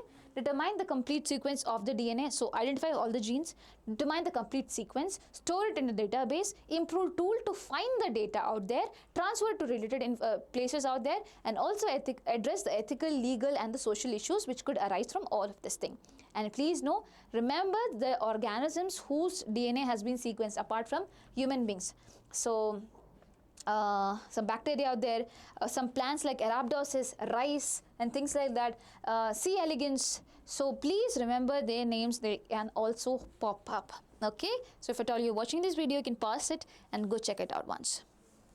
Now, other important concepts which are there, Hershey and Chase experiment, please go through it. Different types of RNA polymerase in the case of eukaryotes that I'll be talking about here. Genetic content in different organisms. So genetic content is quite different in different organisms. Bacteriophage lambda has something else. Bacteriophage phi has something else. So please know about it. I have done several videos. If at all you have any problem with the concepts, please watch the master stroke one shot. Okay, and if you feel that it's too difficult for you to complete the whole one-shot video, go target the area where you find difficulty in and watch it. It is definitely going to be helpful for you. Now, when I say RNA polymerase, listen, RNA polymerase is there for transcription, right? So, in the case of prokaryotes, there is no different type of RNA polymerase, only one. In the case of eukaryotes, we have three different types. So, RNA Pol 1 is responsible for transcription of rRNA, ribosomal RNA, and they are of different units. One is 28S, one is 18S, and one is 5.8S. Okay, then we have what? RNA Pol 2. Okay, RNA Pol 2. Second priority is to do the transcription of hnRNA, that is heterogeneous nuclear RNA. When DNA to RNA forms, no, it is hnRNA that is being formed. So that is the second priority. Now RNA polymerase 3, RNA Pol 3 and T and 3 looks here is the same. So it is tRNA, transfer RNA, that is being transcribed with the help of this. Apart from it, one type of rRNA is also being formed, and that is basically 5S rRNA. So here everything was ending with 888, but here it is 5S rRNA, which is why this is different. And also small nuclear RNA. Small nuclear RNA is being transcribed from this. This is very important information. Please keep this in your mind as well. Works? Super important. Yeah? Fine. Next thing that we have is principles of inheritance and variation. And again, you have got a 2-marker question coming off from this chapter along with 5-marker and 1-marker. So let's deal with that first. First question that we have is recombinants obtained in both Mendelian and Morgan experiment, yet the processes involved are different. Comment. So recombinants as in new combinations were found in both the experiments, Mendel's experiment and also Morgan's experiment, but they were different. Why?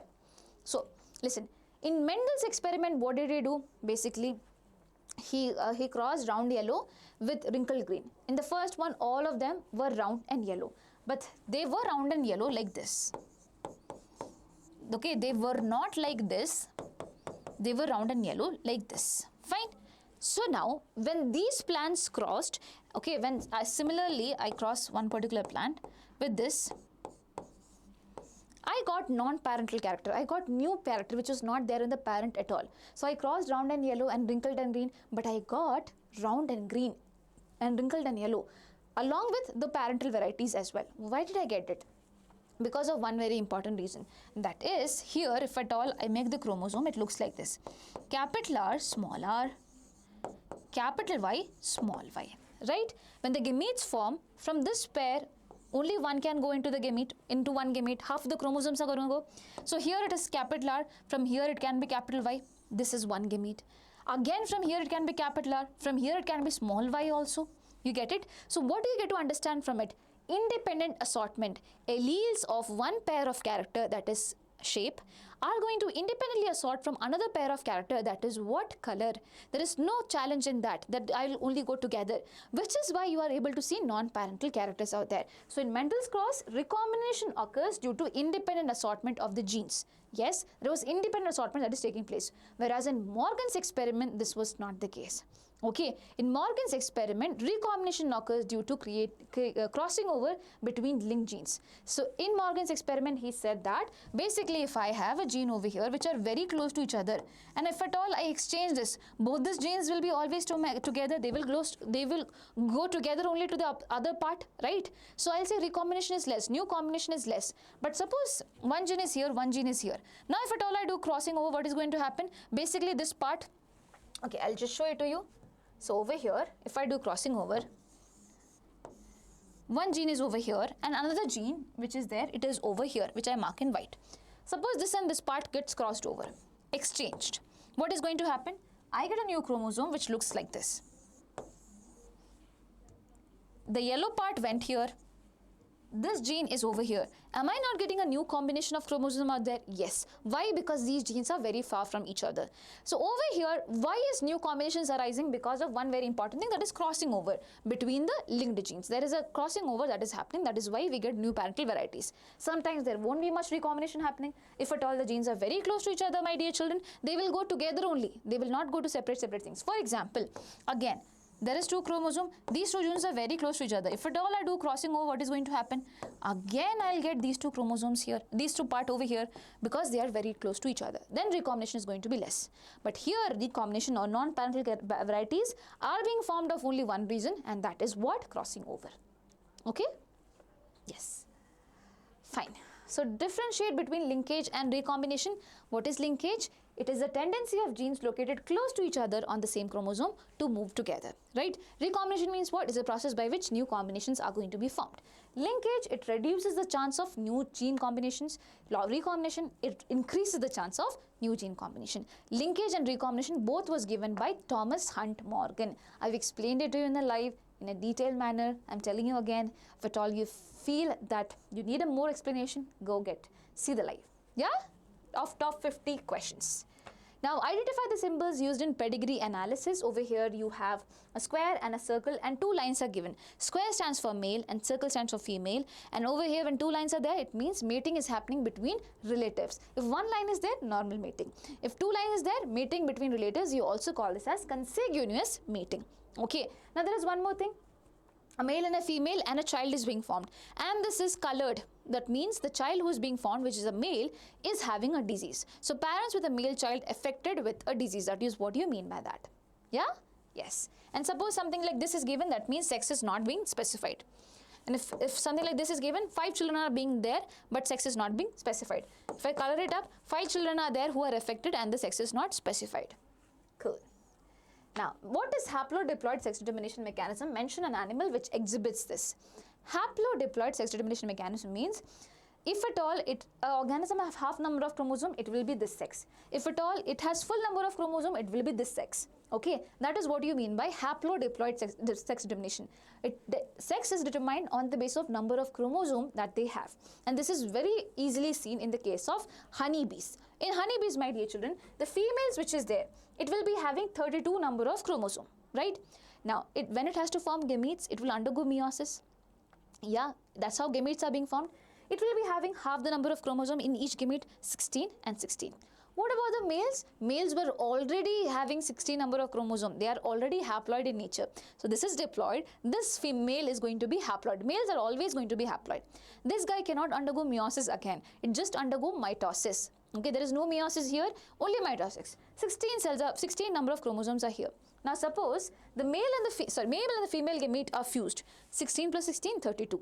If it is forming like this, then it is a female. Why? Because it is diploid. It will transform into a female. What about the male? How it is being formed? So the female gamete, without fertilization, if at all no fertilization is happening, we say with the help of parthenogenesis. There's an R over here that is being missed. Okay, with the help of parthenogenesis, you are going to make a male. Okay, so there is no fertilization. Please remember that is how you get males. And since there is no fertilization, we say that this male does not have a father. Does it have a father? No, Baba, it does not have father. Does it have a grandfather? Yes. How a female is being formed? With the help of a father as well as a mother. That is why it has a grandfather but does not have a father directly. Got it? If at all that is not being processed, slow down. Watch this part of the video once more. That is definitely going to help you out. Works? Works. Awesome. Now define point mutation. Give an example for point mutation.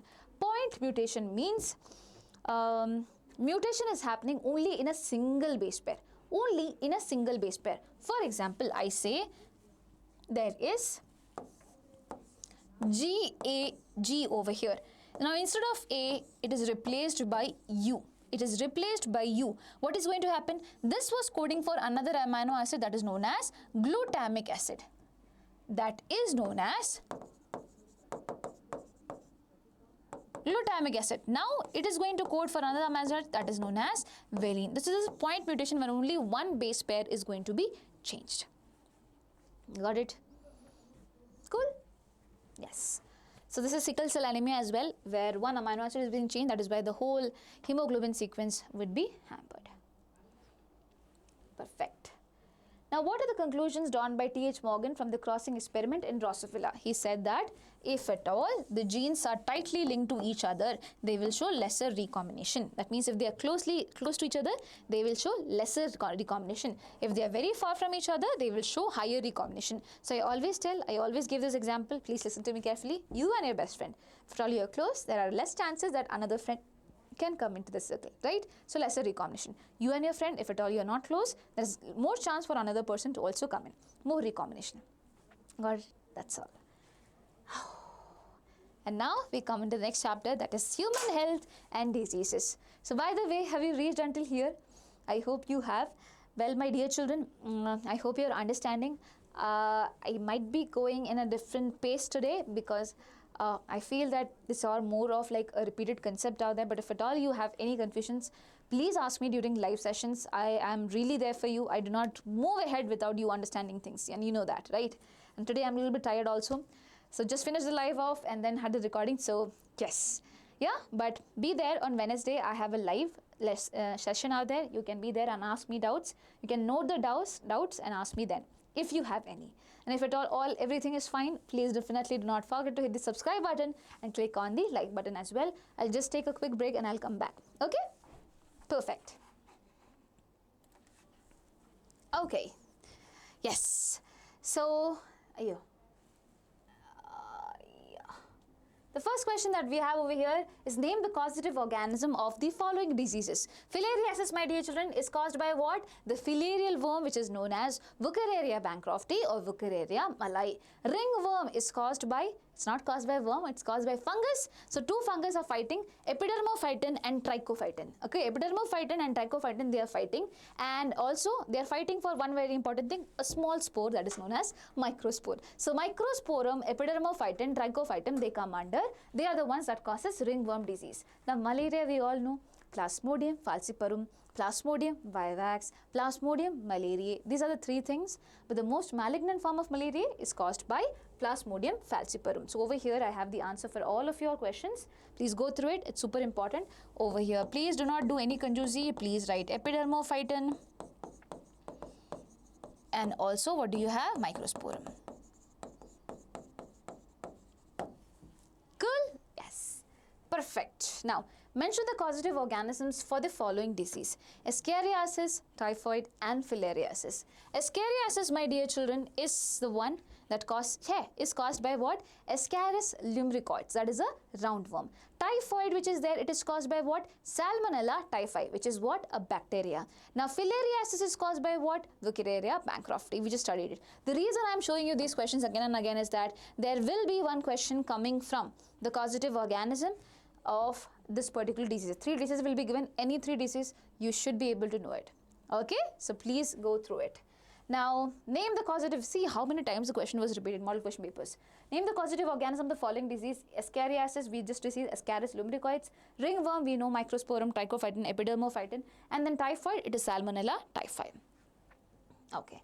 Now name the group of genes that have been identified in normal cells that could lead to cancer. What are these these genes which are identified in normal cell? These are known as proto-oncogenes.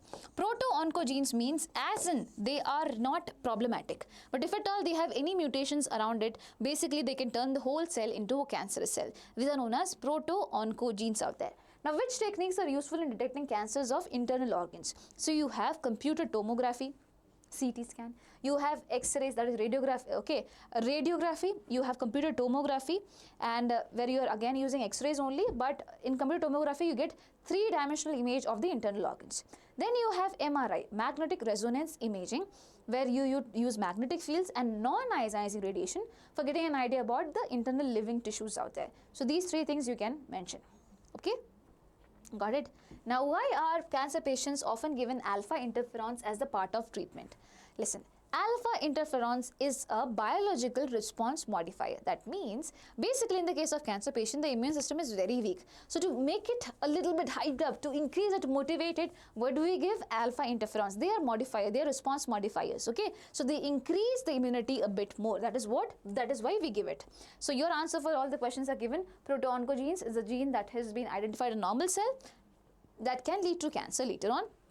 Now, which techniques are useful in detecting cancers of internal organs? Biopsy and so basically these 2, and also your radiography. That means basically just normal X-rays. So biopsy and histopathology helps in examination of tissues which are there. But yes, if at all you just want to find the internal organs, you can have these things. Please know that. Now, why are cancer patients often given alpha interferons? Because they are biological response modifiers. They activate the immune system out there. Okay. Now name the drugs and the source, and the nature is given in the table. Okay, let's go ahead. So, name of the drug. Source plant is Papaver somniferum. Okay, that is opium poppy. And the nature is a depressant. So, a depressant that you get from Papaver somniferum is what? Think about it.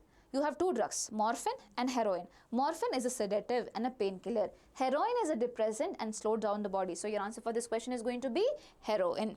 Okay, now cannabinoids is the name of the drug. Source plant is what? Source plant of cannabinoids is what? Cannabis sativa. Cannabis sativa. Where do you get it? Sorry, what does it do? It is affecting your cardiovascular system. Remember, cannabinoids is a drug that is abused by sports people. Done? Next thing which is there, name of the drug is cocaine. The source plant that we have over here is Erythroxylum coca.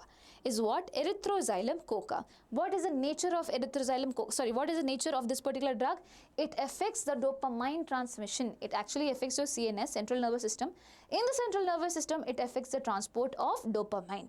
So please know about that as well. Okay? So yes. So heroin, cannabis sativa, effects on the central nervous system is what you need to answer. Cool? Cool. Next thing. Describe any 3 properties of cancerous cells. Cancerous cells, my dear children, first thing, they show uncontrollable growth. They divide, it goes on. And they have loss of contact inhibition. What do you mean by that? Basically, the cells, when they come in contact, they are not going to divide any further. Okay?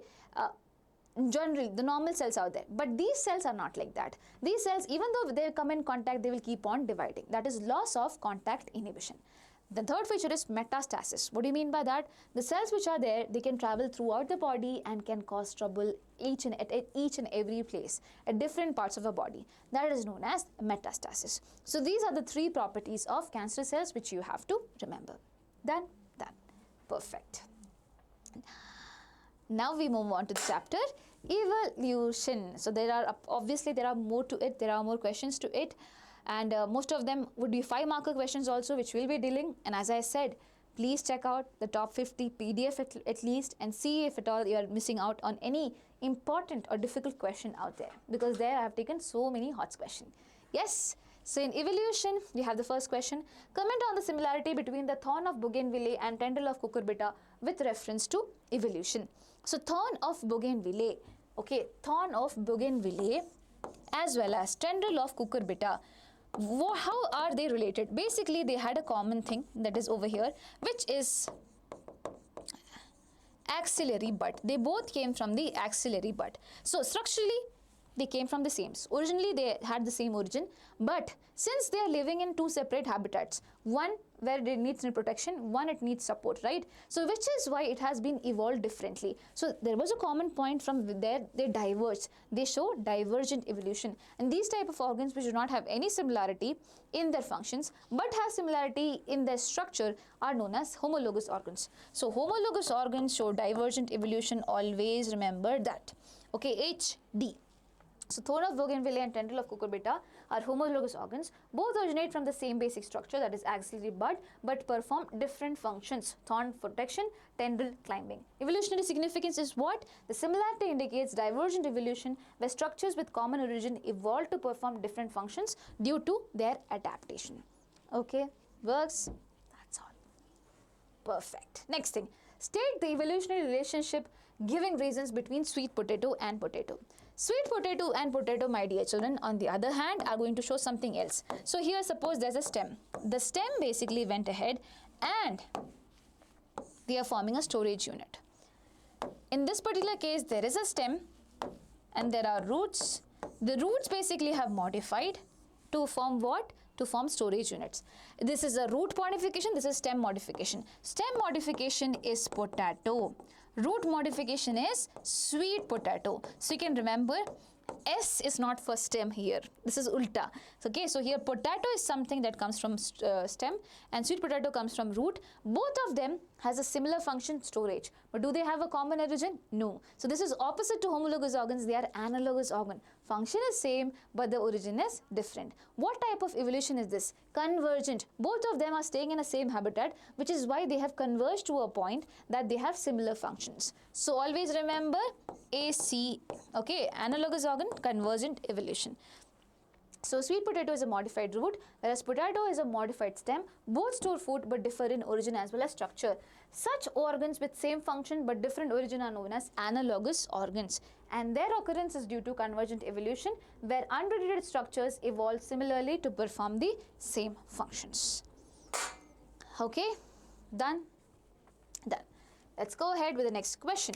Name the evolution of any two plant forms through geological periods from tracheophyte ancestors. So my dear children, if at all you see over here, we have got tracheophytes. Basically by that I mean the ancestors of pteridophytes, because pteridophytes are the first organisms to have what? The vascular system.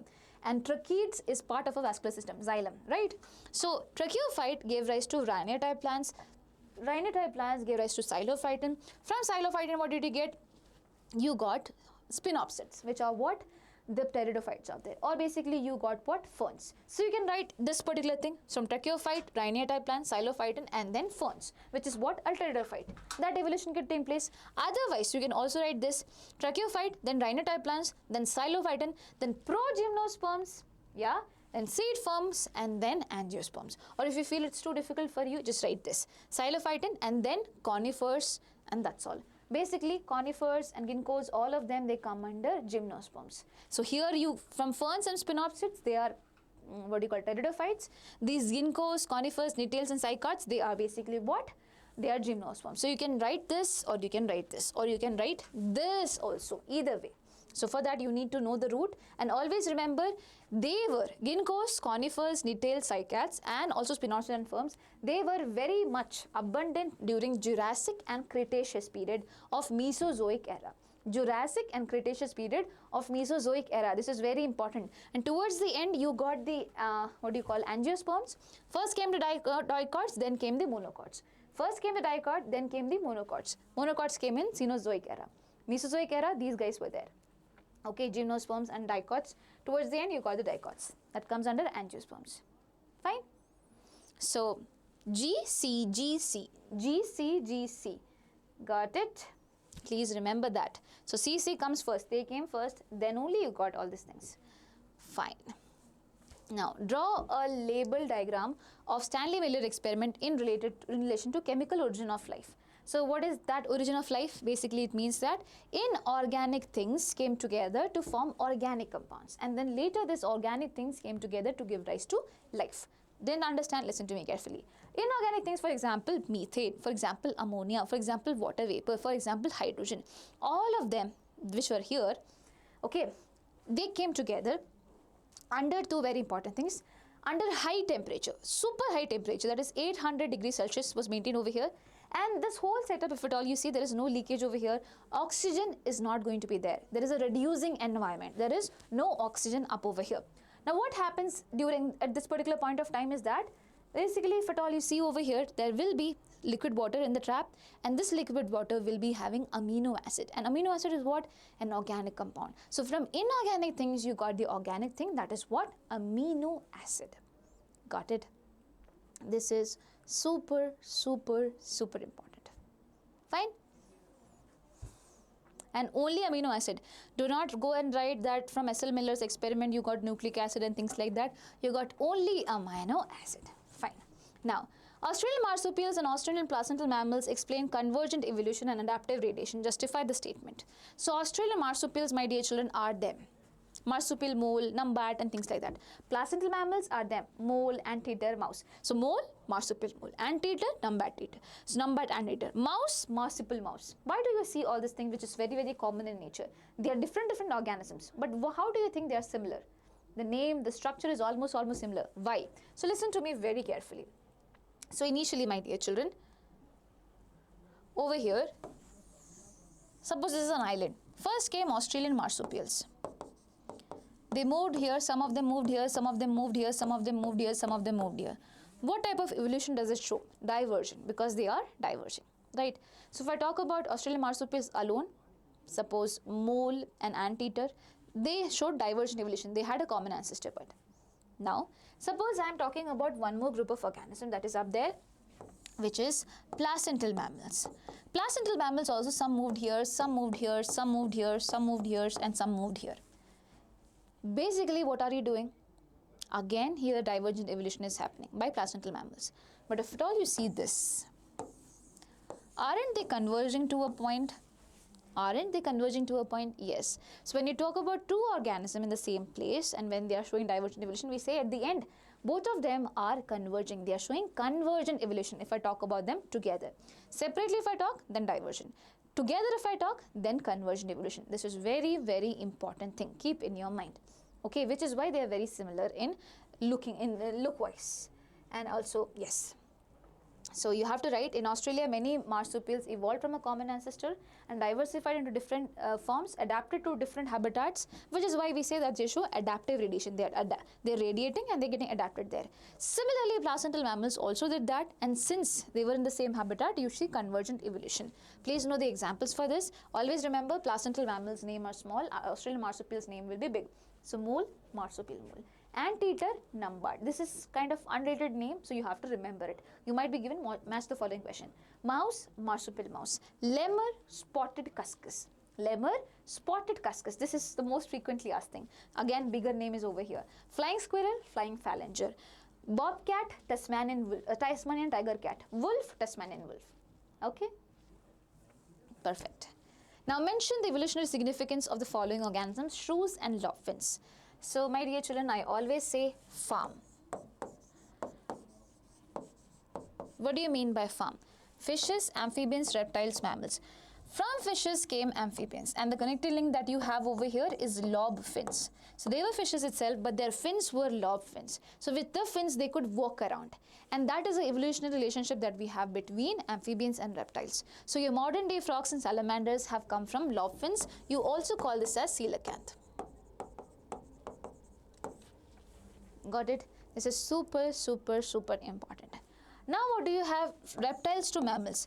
Again, reptiles are the ones that gave rise to birds, also mammals, both of them. But between reptiles and mammals, you have a connecting link, and that is shrews. And that is shrews. So, always remember that is the evolutionary significance out there. So shrews are among the earliest mammals and represent the primitive ancestors of modern mammals out there.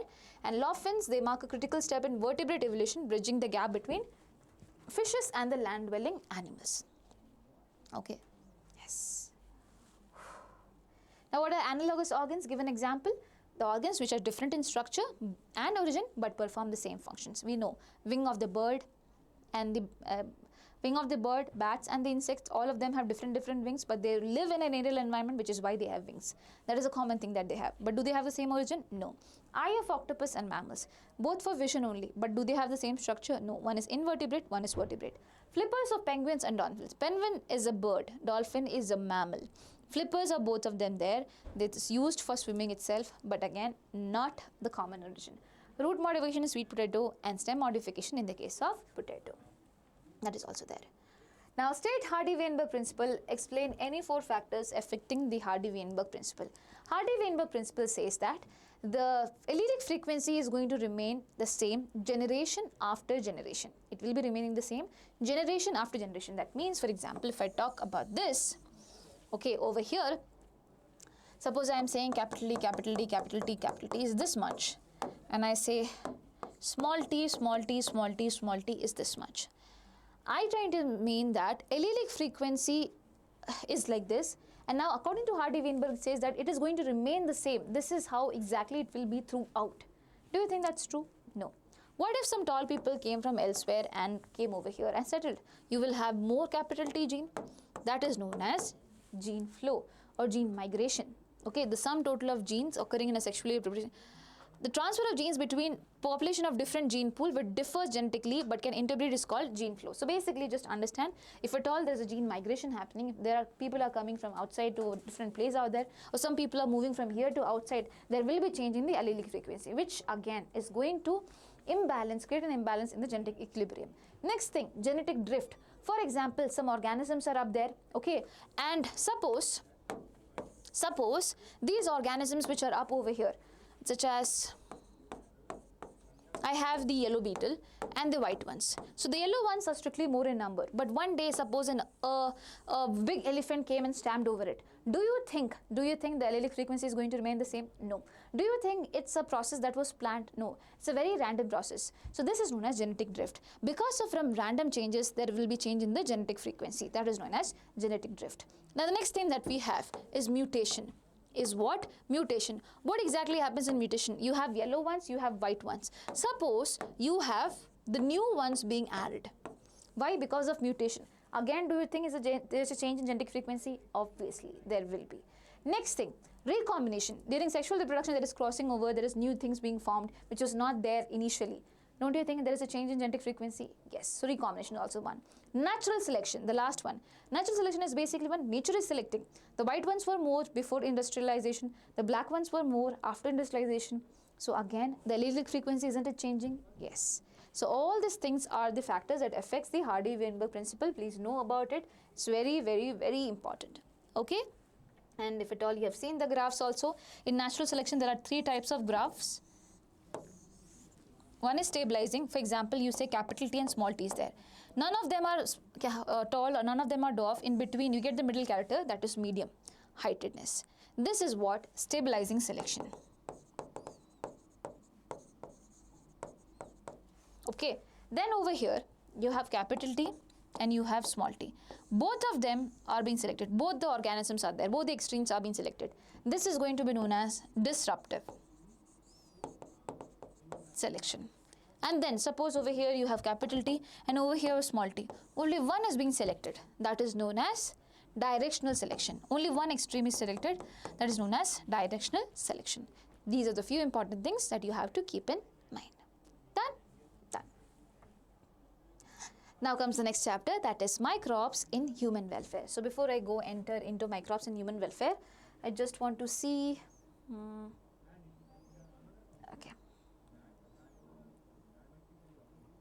I think I'll cover these chapters first and then I'll go with that. Okay. So biotechnology principle and process, there are no 2-3 marker coming. That's why there's only 5 marker not discussed over here. Similarly, biotechnology in the application, only 5 marker questions. Organism and population, only 5 marker questions. Ecosystem, there is question, which is why we'll be discussing it first. So describe the steps of decomposition that operate simultaneously on the detritus. So detritus is what? The dead and the decaying matter out there. Okay, it's the dead and the decaying matter out there. The first thing that happens is you have to, okay, our main aim in decomposition is what? To convert the organic matter into inorganic things. But it's not a one-stop process. First of all, we need to break down the big things into smaller fragments, right? And that is going to happen on the detritus, that is dead and decaying matter. Who does it? Detritivores, such as earthworm. They are not decomposers, it is detritivores. They basically eat it and poop it out. While they poop it out, what you're doing is that you're making the big things into small things. That is known as fragmentation. Here there is no role of decomposers until now. Right. Now when fragmentation is being done, obviously after breakdown, there will be some water soluble things out there which can seep into the soil very easily. They are inorganic in nature. They are inorganic, okay? They are already inorganic. So these things which can seep into the nature, it will be seeping into the soil. That is known as leaching. Right. Now whatever is left behind is some organic thing. And this organic thing which is there, it has to be broken down into inorganic thing. And this process is known as catabolism, which is done by decomposers. But do you say that only this is decomposition? No, you call the entire process as process of decomposition. Okay, but here is the place where you need decomposers such as fungus as well as the bacteria, right? Now when you do this, you have to keep in your mind, it's not a one-step process. From organic to inorganic, in between that you form something that is known as humus. Humus is what? Dark amorphous substance which is rich in inorganic nutrients. It is very much rich in inorganic nutrients out there. Okay, it's basically organic matter only, but slowly it is like in a phase where it is dividing and giving the inorganic things out there. It is organic matter, but it's slowly in division phase such that it can give little bit of inorganic things. So we say it is going to break down very, very slow such that it will finally give us inorganic things. And when it finally does, we say this process is known as mineralization. This is known as mineralization. The final breakdown of humus to inorganic things is known as mineralization. So humus, listen, humification, the formation of humus is known as humification, and it is not acting on the detritus. Humification is not on the detritus. The process has already been started off, right? Humification means the formation of humus only. There is no action on anything. The formation of humus. This humus slowly breaks down into inorganic things, and that is a very slow process that is known as mineralization. Cool? Cool. So, what was I saying? Yeah. What are the important things that you require for decomposition to happen? You need few things. One is you need oxygen. That means you need aerobic, not non-aerobic. That means not anaerobic bacteria. You need aerobic bacteria. Apart from that, what do you need? Apart from oxygen, you need one very important thing, which is what? Moist environment.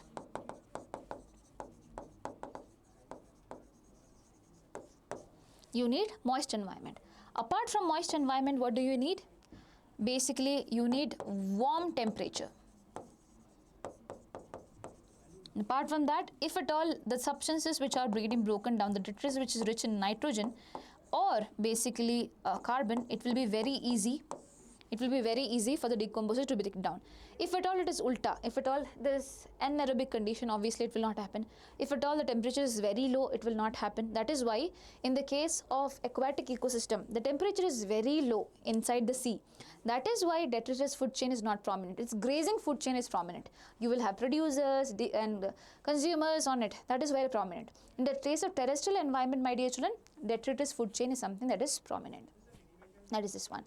Now, if at all the things are rich in lignin and chitin, okay, if at all the things are rich in lignin as well as chitin, again as I said, okay, if at all it is rich in lignin and chitin, I will say that it is not going to help with decomposition. It's very slow decomposition that is going to happen. Cool? Cool, ma'am. Next thing. Schematically represent the pyramid of energy with appropriate units. Pyramid of energy is always going to be upright. The sun will pass the energy to the producer, which is why it will have the highest.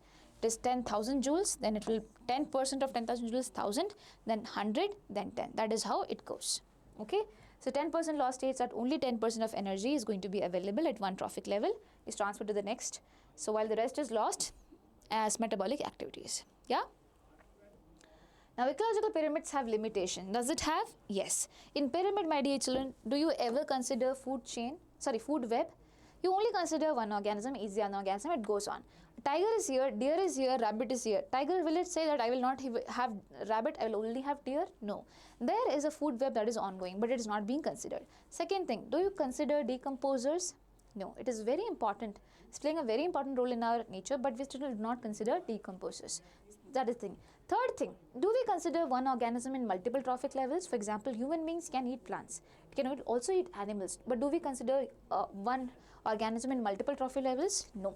So all those things which are there, they are going to be what? Limitations. Okay. They're limitations of ecological pyramid. Super, super important. So yes. Now pyramid of energy is always upright, can never be inverted. Why?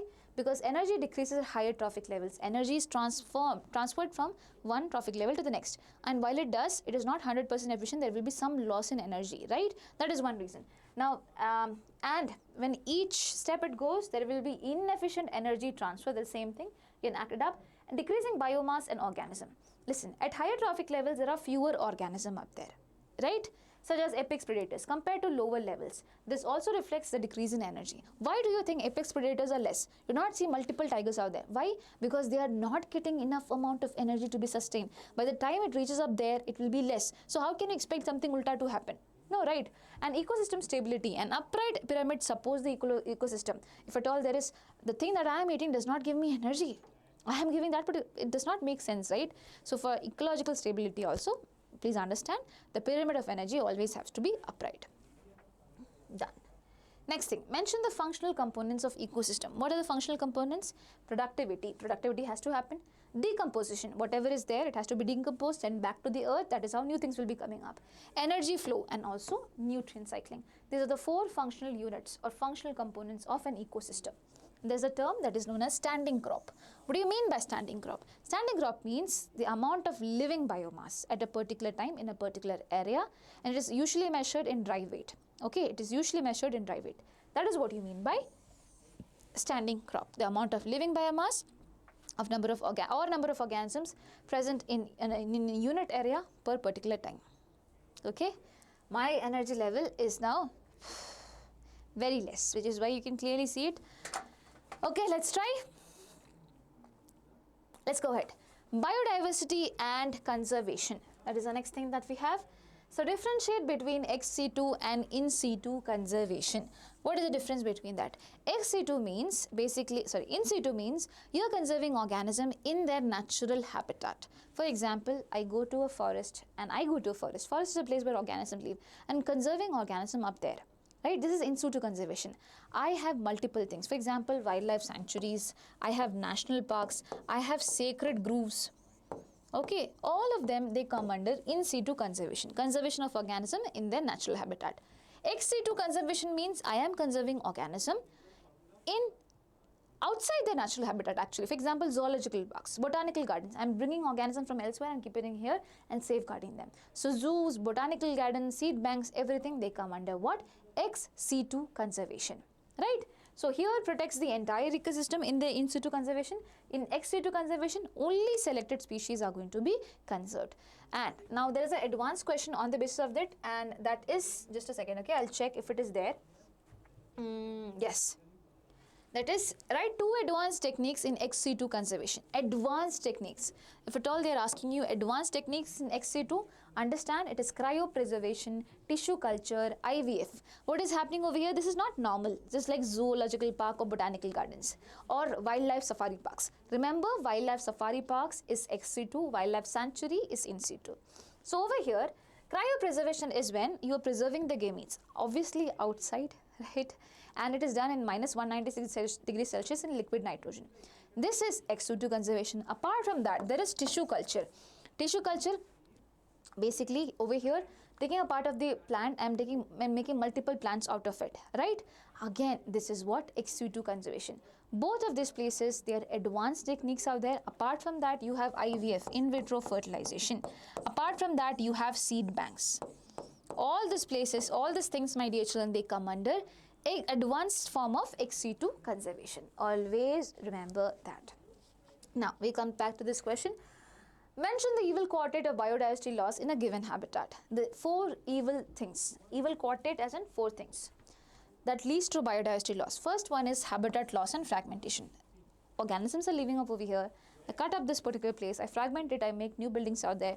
This is going to create habitat loss and fragmentation, leading to biodiversity loss. This is one thing. Second thing, over exploitation.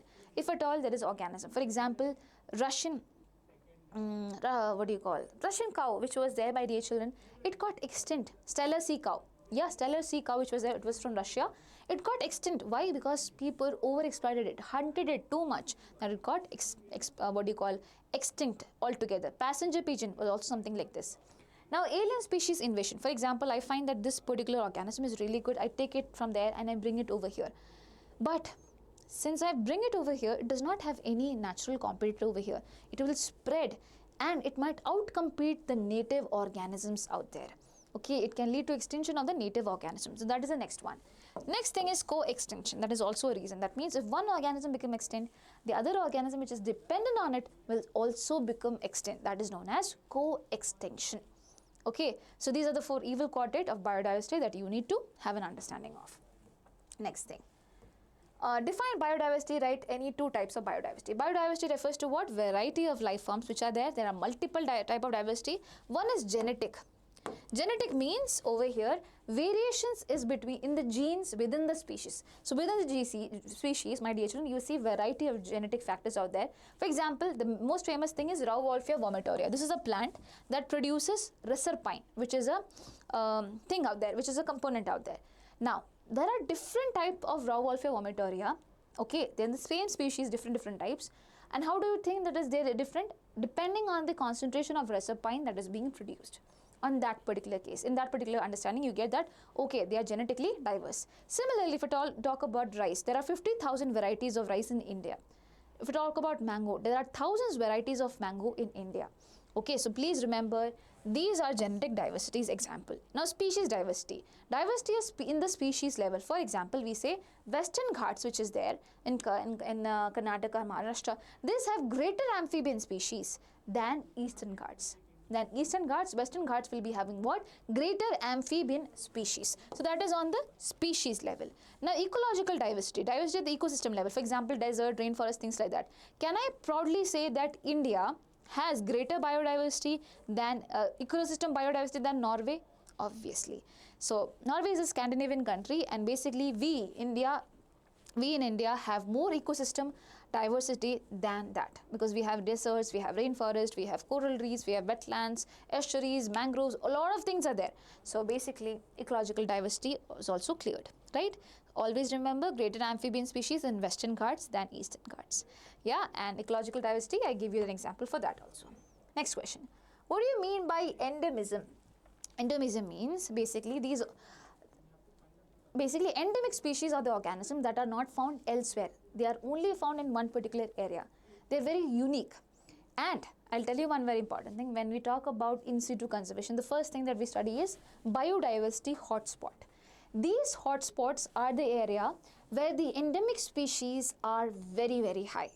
Okay, their unique features are very high, unique species are very, very high, and they also have biodiversity hotspots of high species richness. There will be varieties of species out there.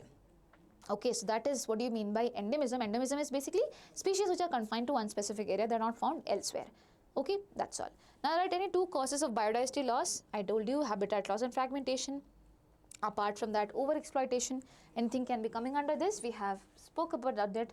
Please go and see it carefully. There are more examples of invasive species.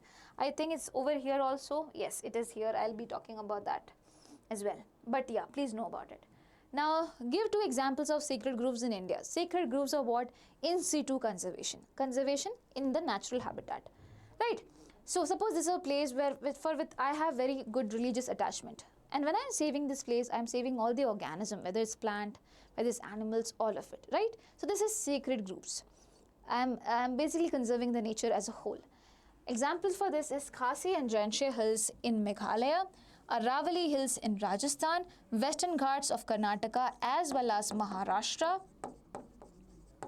and Sarguja, Chanda and Bastar areas of Madhya Pradesh. So these are the things that you need to keep in mind, and also remember, in one particular place, secret groves are the last refuges for safeguarding the organism, for saving the threatened species. Last option out there. What is that place? It is Meghalaya. Meghalaya, what do you have? Khasi and Jaintia Hills. Super, super important. Yes. Next thing.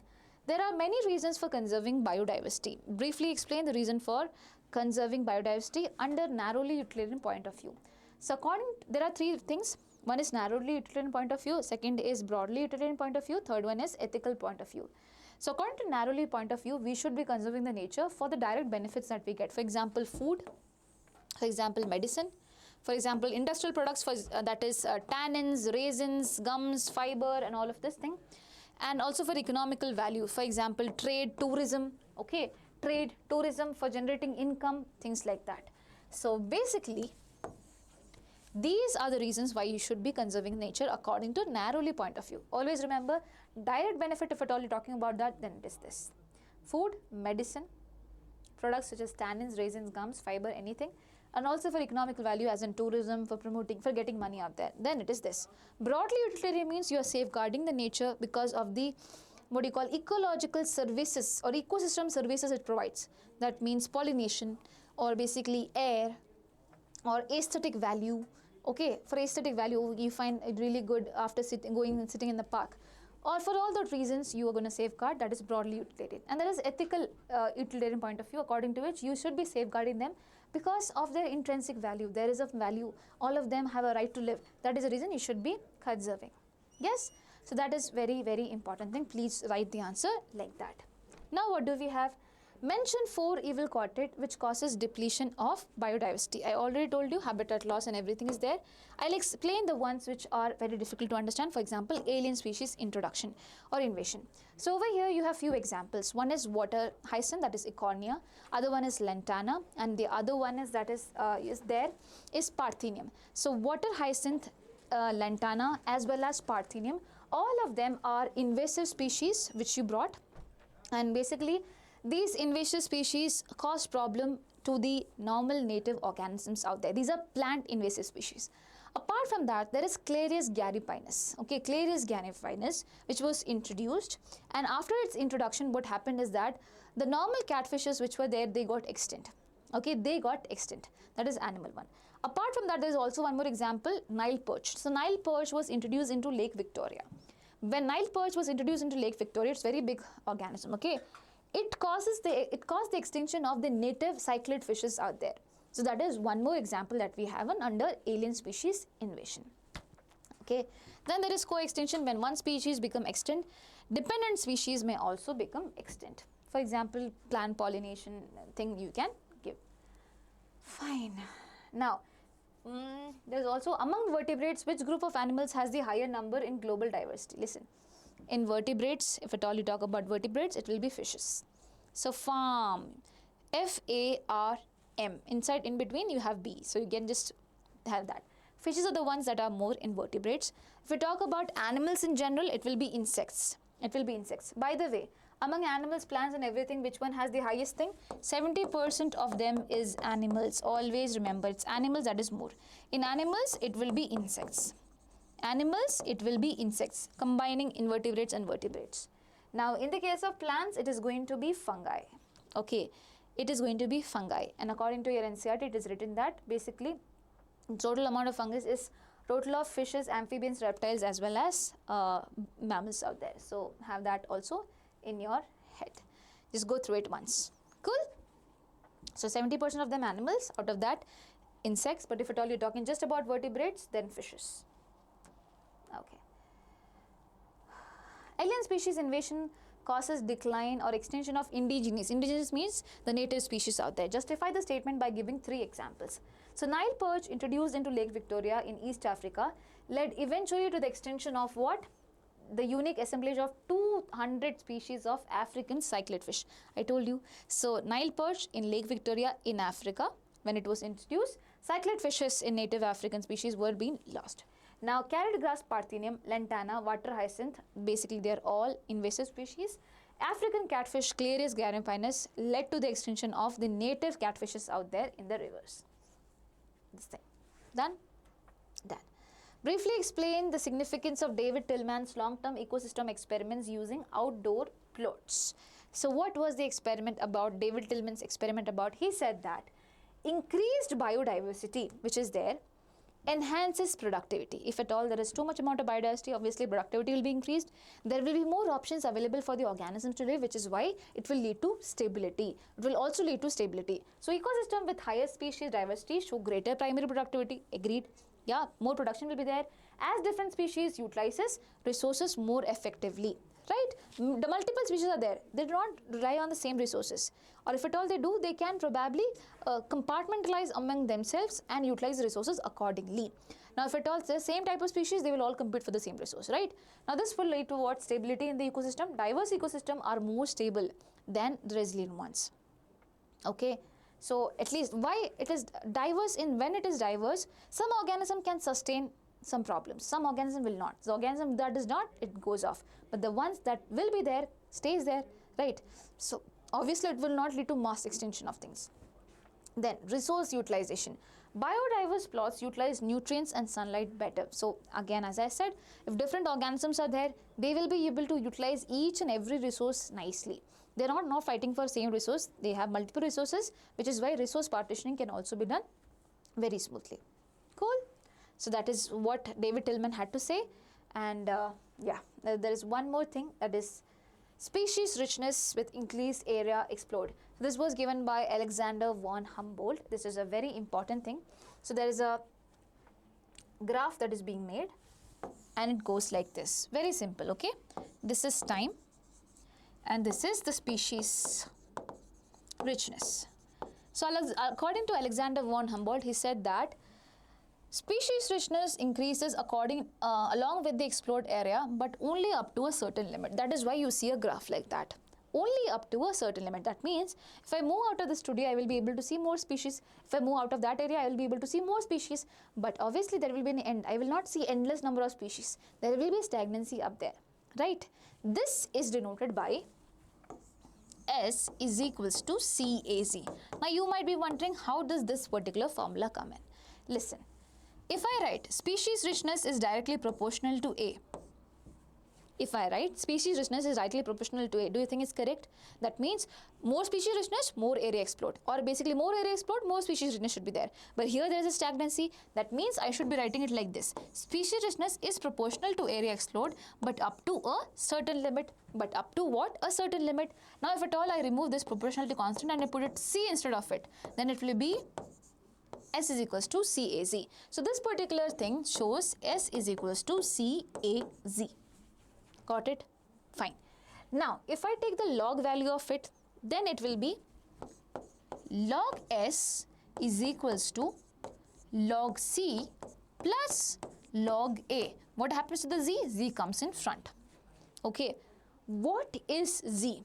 Z is the slope of regression. This is the slope of regression that is denoted by Z. Always remember, generally the Z value which is there is, according to the ecologist, this is very important question, it is 0.1 to 0.2. Only 0.1 to 0.2. So, actually if I have two slope of regression, one is this and one is this, you just imagine, okay?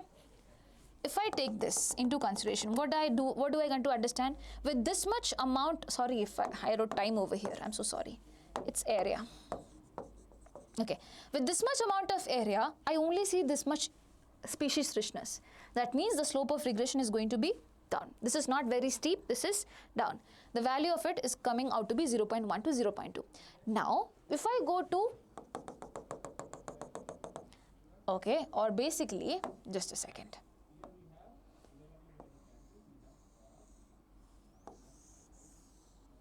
Just a second. So, over here, Okay. Now if at all I see, the graph is something like this. With the same area, the species richness is more. With the same area, the species richness is more. That means here the Z value is more. Okay, the Z value is more. Does it normally happen? Yes. It happens in areas which is very large. If I consider small area, I'll be having something like this. But if I consider larger areas, it can go from 0.6 to 1.12. It can go from 0.6 to 1.12, or it was just 2, just a second. 0.6 to 1.2. This is for larger areas. Which one is common? This one is more common. This is for larger areas, and in your NCERT, one more thing is given.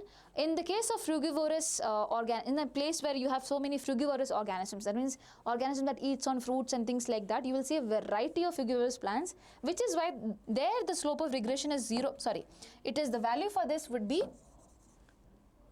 1.15. 1.15. This is the case where frugivorous organisms are there. Generally it is 0.1 to 0.2. If the area is large, 0.6 to 1.2, and in frugivorous it is 1.15. That is slope of regression value. Got it? Yes.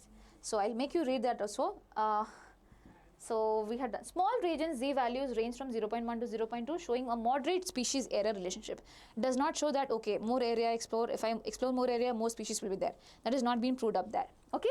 Larger areas where entire continent is being considered, Z values range from 0.6 to 1.2, indicating a steeper slope. Yeah, the slope is going to be steeper in nature.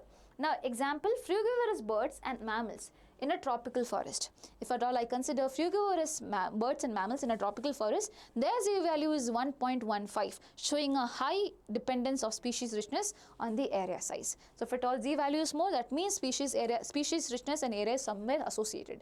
If at all it is less, it is not associated, and that is what we usually see. So usual thing is 0.1 to 0.2. Remember? That's done. So with this we complete this particular chapter, but I remember we have skipped a chapter in between and we have to cover that, which is microbes in human welfare. Okay, so over here also you get 2 and 3 marker questions. Just give me 1 minute, I'll be right back.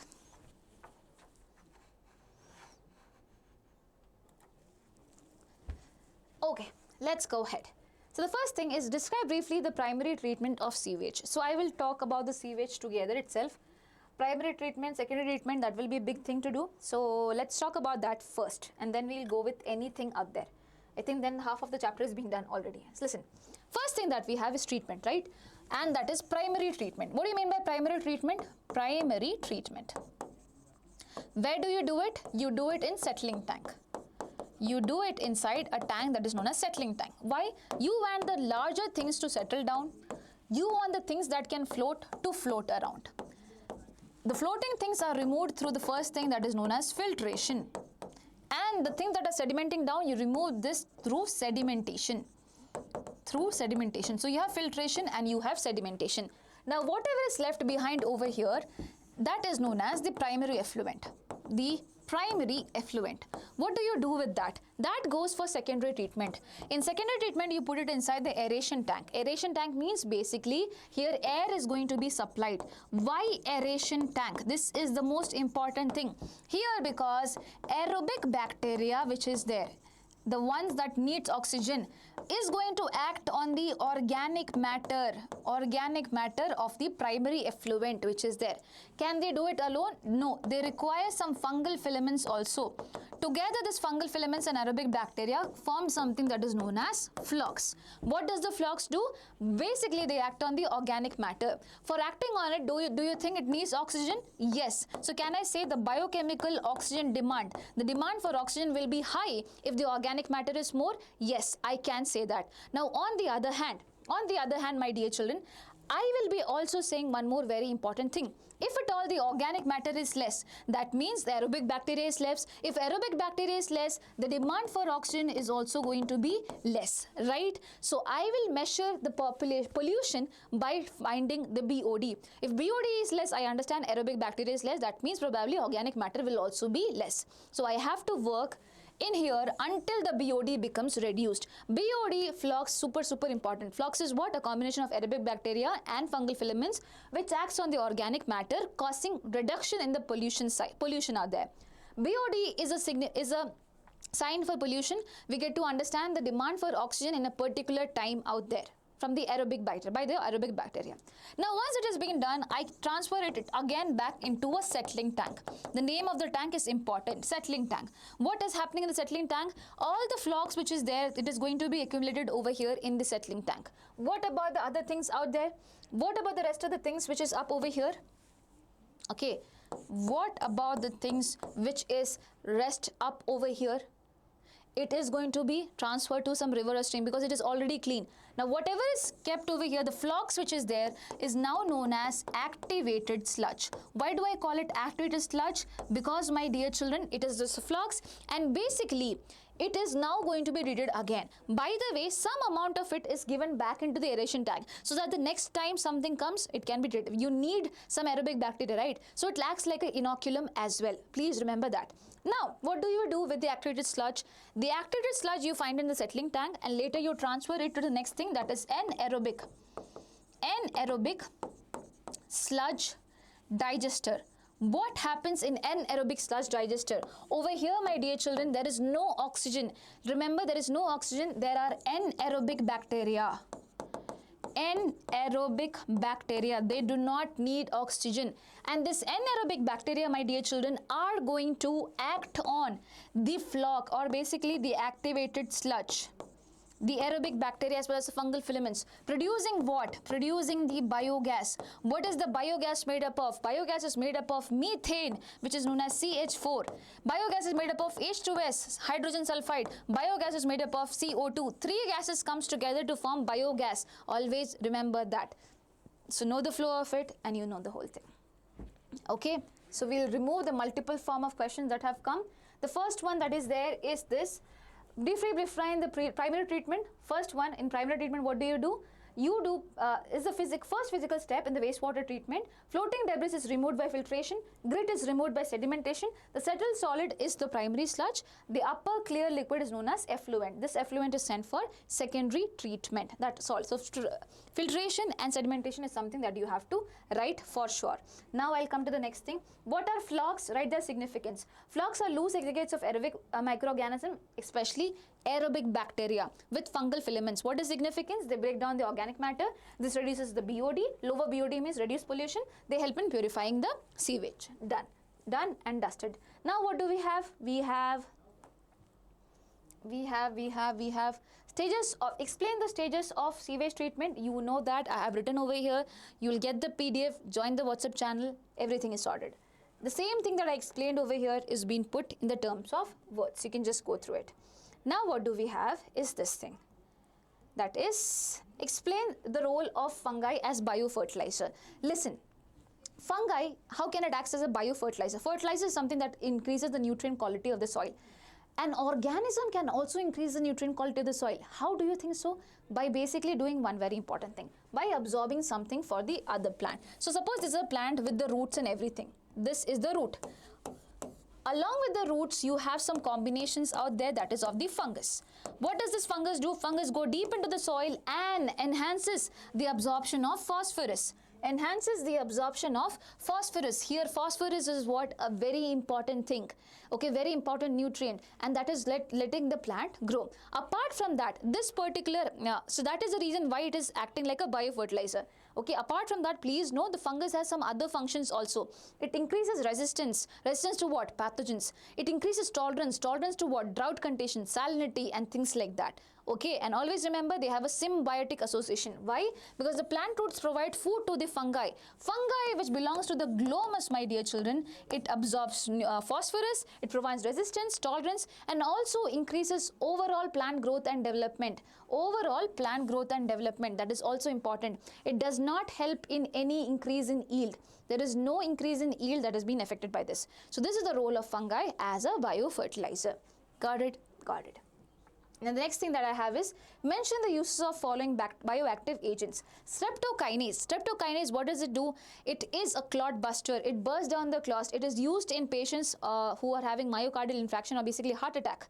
Okay, they bust the clots. You get this from Streptococcus, very important thing. All these things are very important. They are bioactive agents. Cyclosporin A is basically an immunosuppressive agent. Suppose I take a kidney from some other person. Now I want my body to accept it, not reject it. My body will usually reject it thinking it's a foreign thing, right? So for my body to become little immunosuppressive in nature, little less dominant in nature, I'll take immunosuppressants such as cyclosporin A. I get it from Trichoderma polysperm. This is a fungi. This is a fungi. That was a bacteria. Statin stabilizes the blood cholesterol level or lowers down the blood cholesterol level. How? By inhibiting with the synthesis of cholesterol. Okay, so there's an enzyme that helps in synthesis of cholesterol. It basically goes and inhibits the enzyme out there. You get it from Monascus purpureus. Again, this name is important. You get it from a fungi itself. Cool?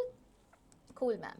Next thing, name the microbes that helps in the production. Cyclosporin A, you know, Trichoderma polysporum, a fungi. Streptokinase, Streptococcus. Statin, you know, it is Monascus purpureus. Now, explain the role of microbes in industrial products. So, you have to remember it. Okay, there is no other way. Aspergillus niger, it's a fungi producing citric acid. Acetobacter aceti, it's simple. Acetobacter aceti, acetic acid. Clostridium botulicum, butyric acid. Lactobacillus, lactic acid. Saccharomyces cerevisiae, ethanol. So, yeast, my dear children, is used for fermentation. It produces ethanol, alcohol, right? So, this is a fungi.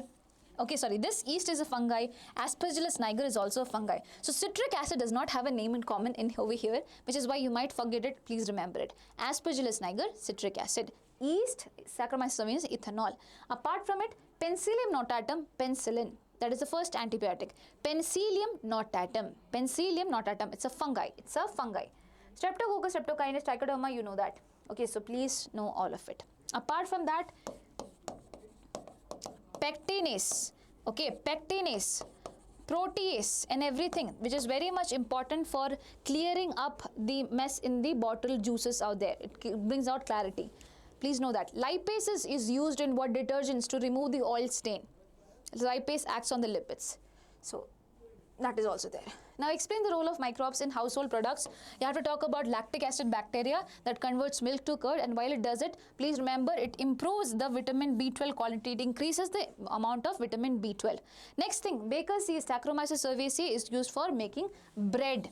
Okay, toddy is a traditional thing which you get from the fermentation of palm sap. Again, you need organisms to doing that. And you have Swiss cheese. You might have seen Tom and Jerry in that very big holes in the cheese. This is Swiss cheese. Why do you have holes? Because CO2 is being released. Who does that? Propionibacterium shermani. So it is getting shy because it is releasing CO2. You can remember like that. Propionibacterium shermani. Okay, the last is Roquefort cheese. You get it from another fungi. Okay, a fungi is involved over here for the ripening of Roquefort cheese. Please remember that also. Propionibacterium for Swiss cheese, which is there.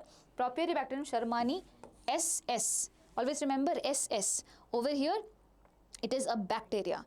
In this Roquefort cheesecake, it is a fungi. Cool. So what do we have next? Biocontrol agents as an organism. Again, I do not want pesticides. I want organism that will feed on another organism. Those are biocontrol agents. So please know about that. Ladybird beetles are there. These are insects which will go and eat other insects. Ladybird beetle feeds on aphids out there. Okay. Similarly, dragonfly which is there, it feeds on mosquito larva. Ladybird beetle on aphids. Dragonfly which is there, mosquito larva. Bacillus thuringiensis, basically you all know BT cotton, BT brinjal, they kill the insects specifically, and they are usually sprayed as dried spores, not as fresh spores, dried spores on the plants. Okay, and yes.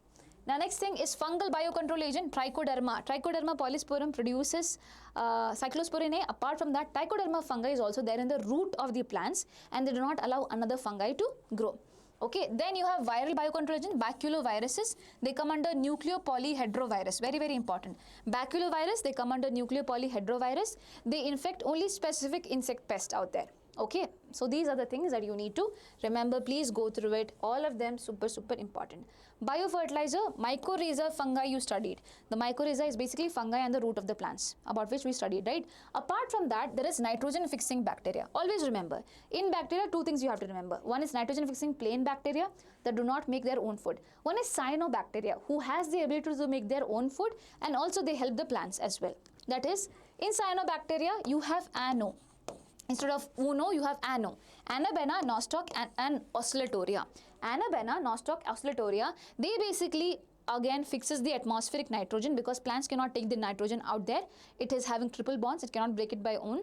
So it fixes nitrogen and increases soil fertility. This is a basic biofertilizers in paddy fields, and they increase the organic matter of the soil as well.